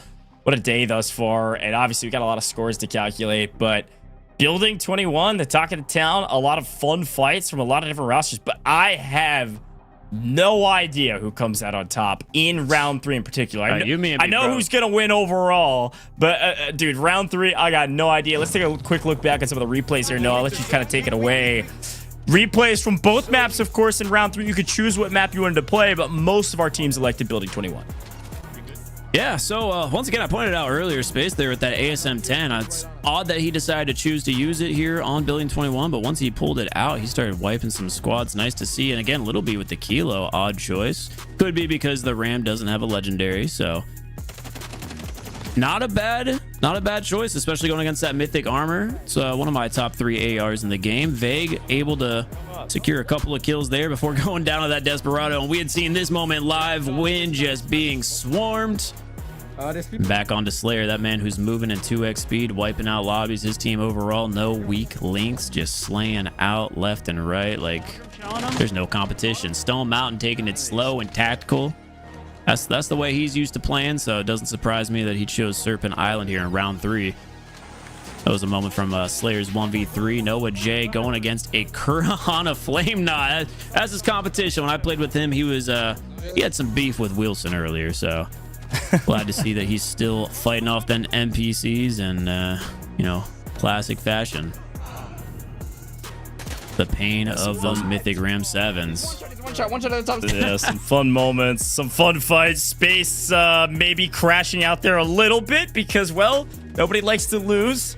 And with DMZ Recon, of course, if you die, you get wiped. You're going to lose all the gear you brought in, and some of these kits are very expensive, but Lil B putting on a bit of a show. He can shoot, even though he's a loot goblin. He can certainly shoot. They won their fair share of team fights, and, well, Bobby plays showing us why you don't line up in fights. So they go down there. I think a bit slower of a round 3 than they would have liked here, Noah. Oh, no, absolutely. I mean, again, we really don't know. We've been jumping perspectives for all we know. Caster's curse, but I think I'm going to side with you on that one. They definitely were struggling. And, you know, I said it before, I love to make fun of Bobby, but I just think that, you know, it's asking a lot to be using that epic armor against Mythic. Yeah, it's tough. Definitely a tough fight. Space cleans up a couple after settling back in. And overall, the name of the game, I think, today certainly was picking up some of those mythic armors here in Building 21. It was the majority of the amount of loot value for these teams. A couple of our teams looking to all in here in round 3. They've been hoarding all of the loot they've been earning in the last couple rounds. Waiting for this moment right here. Round 3, a majority of our prize pool, $20,000 just for round 3. And of course, we got to end it with a little mini game of darts. Thank you to Sheaf GG for showing us that great one, right man. there. Very, very fun. Well, a great round 3, Noah. I think we got exactly what we wanted. A lot of action, a lot of great loot. Some teams that were hyper successful made this this mode look very easy, and some teams struggling quite a bit, showing how difficult it can be. But we got the full mix here with DMZ Recon, and I don't know, were you surprised about anything today before we show the scores? Any huge surprises for you between our 3 rounds? Yeah, I actually did really want to point this out. I was going into this expecting our teams to just dominate because they all are playing on brand new accounts, but that wasn't the case. I was very surprised to see how intense the competition is in the rookie rank because everyone started on a fresh account. That's rookie. That's like the entry experience on DMZ. So that just shows, you know, how wide the skill gap can be when you're going into the different ranks and, you know, ultimately into legendary. It is a very intense mode. So overall, I would just say I was very shocked to see the level of competition and very happy to see, you know, how intense DMZ is and how it plays. Yeah, no, I totally agree. I think that was the biggest talking point you and I had before we started the event at top of show. We thought it'd be pretty free for most of these teams, and it was gonna be a looting competition. Ended up being a bloodbath out there, especially on Building 21. So I'm really excited to see the scores. Now, again, I want to remind everybody here with round 3 how it worked. Everybody's gonna all in. There's no more hoarding. There's nothing else to wait for. Whatever you have left, you're gonna all in offer here in our redemption round. $20,000 on the line for the top teams, top 3 getting paid out that put up their offers. Some of our teams, like for instance Team Symphony, they put up over 100 million in round 2, so they're coming in with a blank slate for round 3. I don't expect to see them, definitely not in the top slot. They maybe will creep into the 3rd place spot just because they were so clean throughout all of today. I think they said on broadcast in comms they only didn't extract one singular time, which is certainly no other team can say the same, but won't see them in first most likely for round 3. So the big question mark in my mind still is who is at the top of round 3? Is it Iceman Isaac, who kind of went a little quiet in round 3 from what we could tell on broadcast? Is it T-Dog Smitty's team with little B? They were very consistent. I have no idea, Noah. Yeah, I mean, again, we didn't really see Iceman Isaac's team at all, but for all we know, they had a huge lead going into round 3. They just kept stacking up on cash. And let's see the final results on screen now. We got the cash offers.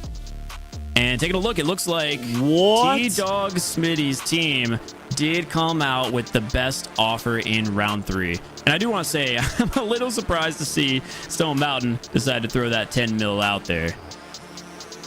I might as well at this point. It's round 3, baby. I mean, this is it, right? I'm surprised some folks didn't all in at this point, and I think taking a look at the totals here, you know, T-Dog, Smitty, Little B, Zach, they put up 113 mil. I mean, what a win from them. They certainly earned it. They've been building this up for a very long time. But can I look over and pay attention to who's in 2nd? I thought maybe they would get 3rd. Symphony, Slayer, Rosesmith dropped 76 total mil in this round. What a ginormous round 3, man. You got to remember, they came in with 0 going into the last hour. Just almost near perfect throughout the course of today. And here is our total pricing. $12,000 going to Team T-Dog Smitty for the biggest offer. But Team Symphony, they pick up another $6K on top of their winnings in the last round. This is going to be very close for the team that earns the most cash today. Yeah, this is an insane breakdown. Like you said, I was not expecting to see Team Symphony there at second place. 76 million, my bad. $76 million in an hour? I don't know how they did that. That is impressive. That's just perfect games all throughout. And, you know, shout out to all the teams there in the top 3. Just phenomenal performance. Can't wait to see the final leaderboard, even though I'm sure we all know who first place is. The real question is, who is in the top 5? Who are the other 4 teams? Because a lot of the picks that we expected to see, they didn't submit offers in the top 3 there. Yeah, no, I think that's a really good shot. Also, can I tip my hat to Sheaf, by the way? Sheaf has been on, I think, almost every single leaderboard as 3rd place. Picks up another 3rd place finish, so racking up a bit more cash yet again, just slowly but surely chipping away. And I think they mostly played Serpent Island, from what I could tell on their feeds. I don't think they played a lot of Building 21, just very, very clean. But folks, it's time for our total cash leaderboard. We've had all 3 of our round leaderboards. There was a little bit of money in round 1, 10K in round 2, 20K in round 3, and then 15K for this final total leaderboard. And like we said, it wasn't all that close. Team Symphony at the top by a giant margin, nearly 183 mil in total, but Team T-Dog Smitty do pick up 2nd place, and everybody else was way away. This is the total that they earned in the entire competition, but a big shout out to Team Noah J there for creeping into 3rd. Yeah, that's one of the sleeper squads. They just silently looted. they didn't do anything stand out. They just were minding their business the whole time, and that gets them a top 3 position with 54,000 in million, I'm sorry, in total cash earned. But not only that, they had walked away with the round 1 prize.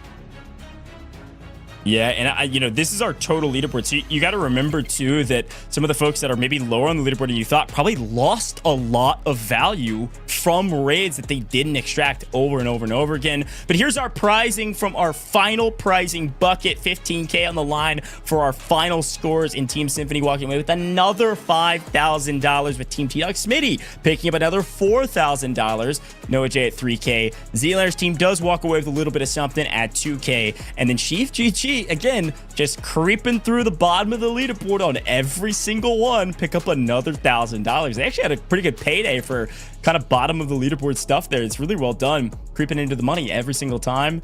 Big shout out to them. But look, I'm going to be honest, Noah, I'm pretty good at math.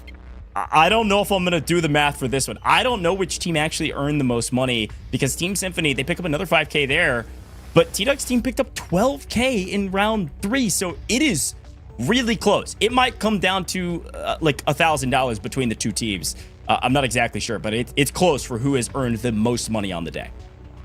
No, I agree completely. It might end up being one of those cases of holding on to your cash until that final round paid off. And we'll see once the mathematicians get their stats taken care of. But I did want to point out, we had 2 teams that were super aggressive in that top 5, and then 3 that were just playing slow and steady. They ended up winning as well. So it seems to be a mix right now on playstyles. We don't know which one's actually the best. Should you go for those kills, or should you just keep looting? I guess only time will tell.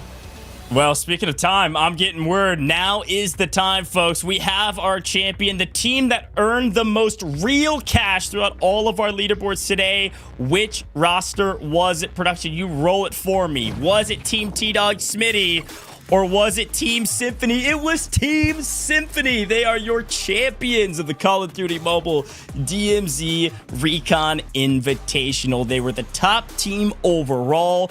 They threw up an offer of 100 mil in round 2, and they somehow still got 2nd in round 3, and obviously topped the leaderboards at the end of the day as well. They outperformed Team T-Dog Smitty probably by only a couple thousand. Team T-Dog Smitty still walked away with, I think, around 16K in total. Let's take a look at the overall pricing. This is the amount of real cash these teams have earned. And like I said, it was a difference of a couple $1,000. Noah, walk me through our totals here. I mean, that's going to be a payday for all those teams in the top. We've got Team Symphony with $18,500 split among the 3 players. Team T-Dog finally getting some earnings under his belt. $16,500. That might be more than Little B's entire competitive career. Team Noah J with $6,000. Team Zealander with $5,000. And Team Sheaf with $4,000. Now, again, despite them being 5th on that leaderboard for cash, that's still over $1,000 each. Not a bad payday for a couple hours of work playing some Call of Duty Mobile. Yeah, great job from Team Sheaf to, again, creep the bottom of our payout leaderboards every single time. It was 2-1-1, and they picked up $4,000. That's a fantastic payday, like you said. So big congratulations to all of our teams. But the top dogs today, Team Symphony, on the back of the IGL Slayer. But frankly, this was a whole team effort from this roster, Noah. I felt like every single time we watched them, all 3 players had kills and all 3 players had a sizable amount of loot. And like they said, I think they only didn't extract one time, which is unbelievable feat from them. So I do believe we're going to get a quick word from their captain here just shortly. We get a chance to ask them all the questions that we can answer, or he can answer rather, as fast as possible, because I'm sure they've got a lot to say with how they played. And I know I'll be asking about round 2 and who made the call on going all in there. But hey, yeah, no, that's definitely some intel we need to hear about. And I want to know if they're kicking themselves. It's easy to say no now that they got that second place finished overall. Like, sure, first would have been great, but they still climbed that 70-something million. Yeah, impressive. Ridiculous. Yeah, I mean, that's a team of 3 picking up, you know, over 70 million in 55 minutes on Building 21. That's pretty impressive stuff, especially for a team of 3 that doesn't play together ever, if not often. You know, this whole roster was kind of put together right before this event, but it all been practicing, and hey, it certainly worked out for him. So big shout out to Slayer leading the team, but Symphony, the team captain. Whole roster, just a fantastic team, and excited to hear from him, Noah. But on the day as a whole, you talked about some of the surprises today. Look, our good friend, you know, we love him. Bobby, unfortunately, couldn't get anything going today. You got any words for Bobby before we hop into the interview? I'm disappointed, man. You were supposed to represent the DMZ.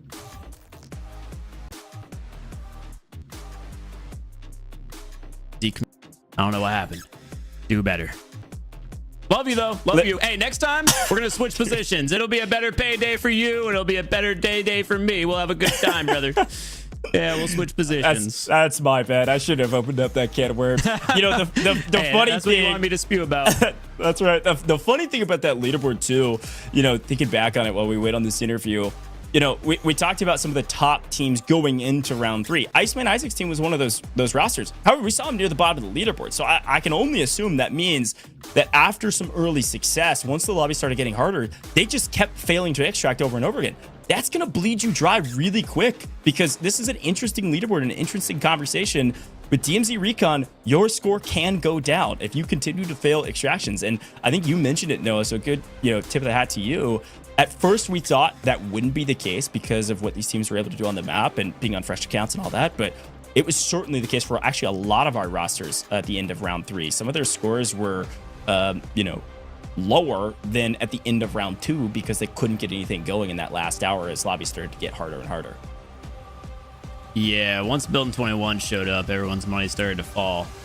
I mean, hey, when people are playing Building 21 and they have those incredible raids, $15 million, that money has to come from somebody's pocket. So that's just the other end, the other perspective of what we saw from, you know, Slayer's team with Team Symphony. And, you know, it's just the way the cookie crumbles, as they say. That's right.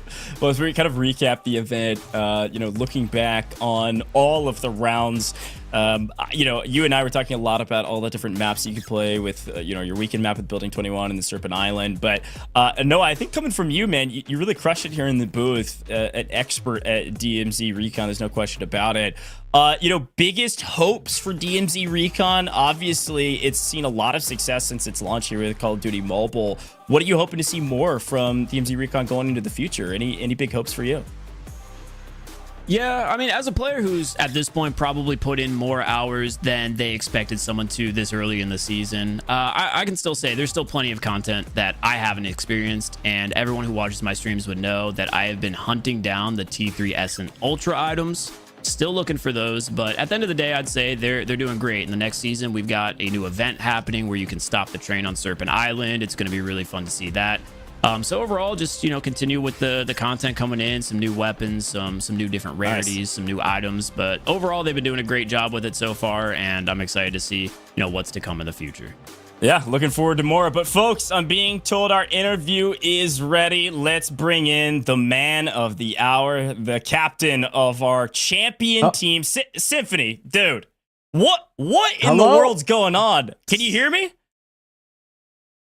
Yeah, but I hear like 3 of you, but we're gonna make it work. It's like, well, He's no, got this is money in bad. his ears right now. Oh, this is bad. It's okay.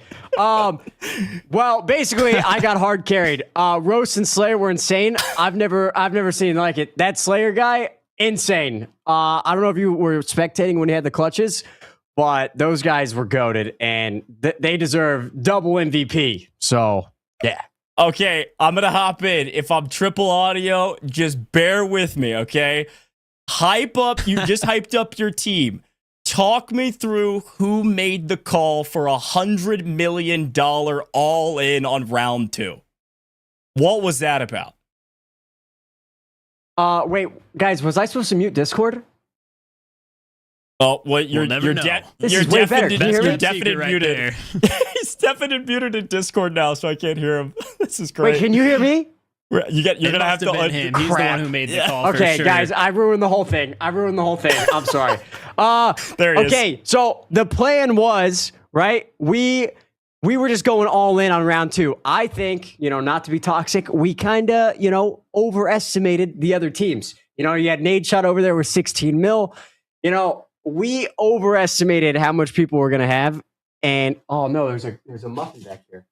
Anyways, sorry.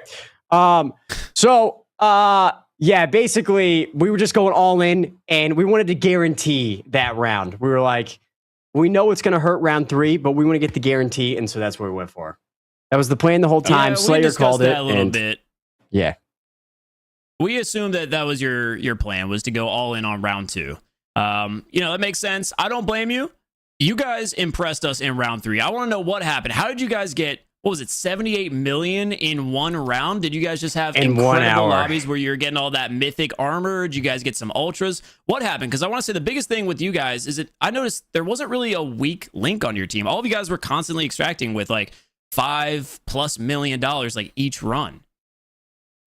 Yeah, so I think what happened was we didn't get wiped once. Like, we had a couple of times where we got knocked and revived, but we didn't get knocked once. So I think that just put us in a really good spot where other teams were kind of dying and having to, lose all their loot and whatnot. And so we were just slaying out the whole time. We killed everyone. And, yeah, dude, we were just looting everything, man. Yeah, I mean, you guys were nearly perfect, right? I think you only didn't extract maybe one time from what we saw, which was crazy. I mean, must have been the muffin. Yeah, it must have been that muffin at the back. Sam, okay, last question from me, see that. and then Noah's got one more for you. Yeah, no, it's all gone. In round 1, I think we all kind of forgot for a second that in round 1, you guys put up a offer for $5,001. That was a difference of over $1,000 in prizing between you and T-Dog's team. Wait, yo, I'm telling you, my teammates are MVPs. I'm telling you, bro. That got us extra cash. Yeah, T-Dog's team No put up way. $5 million. The team that was second overall, by the way, at the end of the competition, your team put up $5,001. Who made the call? No way, dude. It's all Slay, bro. That's our hard IGL right there, bro. I'm telling you, clutching up, making the plays, dude. That guy's the GOAT. I'm telling you. I'd never met him before today. He's the GOAT. Yeah, watching him, we were saying he was definitely playing on 2x speed. I don't know. He was moving different than the rest of the lobby. Oh yeah, All right, Sim, dude. got He was just giving me yeah. Go ahead. No, you're good. Sorry, I I'm get it. tweaking here. Three I swear. voices in your I ear hear right now. everyone 4 times. I'm telling. It's bad, but I'm good. Gotcha. This one's a simple question: Serpent Island or Building 21? What do you prefer? I'm going Building 21. I'm going Building 21. We had a lot of good stuff going on there, so going with that. Yeah, nonstop chaos, just constant fighting. I don't blame you. That's a great map. Yeah. Yeah, the only thing, dude, tournament was a lot of fun. Only thing, it's tough because we could have won all the rounds, but there's no way to know. We went 70 mil over on round 2, but it's like, how can we know? So it was fun, man. Shout out to my teammates, bro. I'm telling you, man. Goated. Those guys were nasty.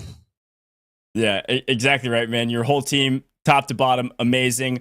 Final thing for you, then we'll let you guys go celebrate. Big congratulations from us in the booth again. Any final words for the broadcast? Shout yourself out where people can find you. Shout out your teammates and anything else you want to share. Go follow both my teammates, not me, bro. I didn't do too much. I was just following their lead, bro. Go watch the boys, man. We gotta show some love to those guys, bro. Heck yeah, man. Hey, thanks again for joining us in the booth. Thanks for the interview. Thanks for battling through the 4 audios, and I'm sure we'll see you in another COD Mobile broadcast. All right, awesome. Thank you, guys. Have a good one. Thank you. Yep. Yeah. All right.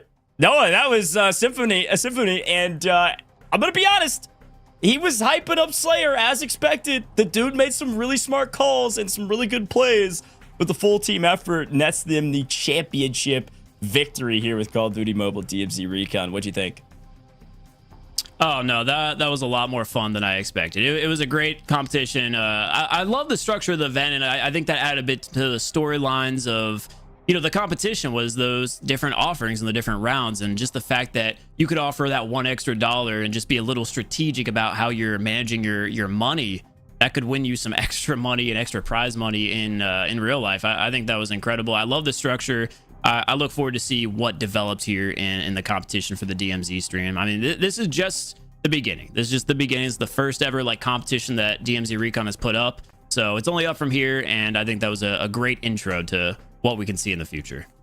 Dude, totally agree. You absolutely crushed it today, Noah. I actually am going to give you one more Appreciate final it. word. I know where everybody can find you. I know everybody already knows because you are the DMZ Recon man. But one more time, can you shout yourself out? Where can people find you? You're live streaming all the time. You've got hundreds of hours into this game mode in particular. Yeah, of course. I've been streaming relatively daily over here on Noah Sunday Mobile on YouTube. I mean, pretty much everything I do is on YouTube, and any of my social medias, whatever platform it is, you can find me with this name here. Just been grinding out DMZ. I mean, it took over my entire channel, and at this point, basically my life. I mean, I've been coming in. We've got a great community around it. We got a Discord server. Like, it has been incredible to just experience the DMZ community. It feels like a whole new experience here in Call of Duty Mobile, and a whole new, like I said, life to my experience in Call of Duty Mobile personally. I love the multiplayer, but DMZ is just this whole new Goliath that I've been enjoying, and I can't wait to see what's next for the game mode. Heck yeah. Well, that's Noah Sunday. Absolutely crushed it in the booth. Go check him out. Go drop a follow for him. And I'm sure we'll see him in future broadcasts, folks. Well, final words from me, your host, Coach. I just got to say, if you haven't dropped a follow here with Call of Duty Mobile, what the heck you doing? We got a lot of cool stuff happening in the Call of Duty Mobile world. We've been around for a long time, and we're going to stay around for a long time. We got brand new modes like DMZ Recon dropping that feels like a totally separate game, all under the Call of Duty Mobile umbrella. So drop a follow in all those major socials and wherever you're watching that live stream. And then, of course, if you haven't gotten your hands on it, or you haven't gotten your hands on it in a while, go download Call of Duty Mobile right now on the iOS, Android, Google Play Store. Wherever you can find the game, go get your hands on it. You can scan this QR code on the screen right now. Grab a screenshot if you're on mobile, and then click that QR code. It'll open it up and take you straight to the store, folks. Get your hands on the game. It is there's not a better time to play Call of Duty Mobile than right this second. But that is all I've got for you for today. It was my absolute pleasure to be your host and caster of the Call of Duty Mobile DMZ Recon Invitational. We saw 30 different content creators, streamers, and competitors compete for $50,000 with our top 5 teams it ended up being that earned some prizing. So big shout out to all of our creators. Thanks for everybody for competing, all the people behind the scenes to make this all possible, and of course Call of Duty Mobile for making this happen. Go check out DMZ Recon, folks. It is a ton of fun. My last word though is a thank you to you. We couldn't do it without you, the viewer. Thanks for tuning in. I'll see you in the future with more Call of Duty Mobile. Shout out there that looks like that player is getting revived. Curious what type of loot on a brand new account. I have a feeling some players may have forgotten to bring those radiation pills. The majority of action, bring plenty of grenades for this exact reason. Super Holding 21. No, he has a first seen Ultra on the broadcast. Watching Winsanity pull the LST. Oh man, they're stuck in their spawn right now. Ooh, Air though with some as of now, tons of NPCs, tons of real opponents. Bobby Plays has gone to the dark side, shotgun in hand. Oh, hustling. I just here for a good time. I'm loving it. Swing back to space though. They've been in some really tough and clean one up. They have no idea she's on the backside here.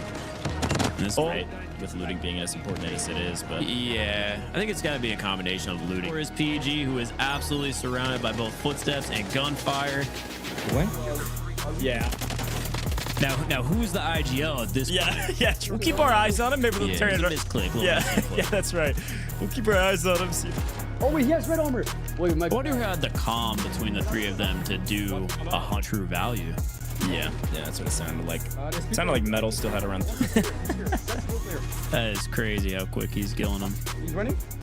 Bro, I got him. Well, he's the last man standing. Mythic armor versus mythic armor. Plenty of shots. Getting the reload here. Trapped in a room now, though. Let's see if can recognize the situation. Nice. Mythic weapons, those mythic armors. And each week, players continue to learn the map break for their game if they can get this position from the low ground. Bobby picking up a couple of shots on one. And they've gone back to Serpent Island, which is a bit surprising. Maybe they just feel a little bit more comfortable. Do you trust me? One bullseye, please. One bullseye. Yeah. Shit. Oh my God, he missed the board. It was Team Symphony. They are your champions of the Call of Duty Mobile DMZ Recon Invitational. They were the top team overall.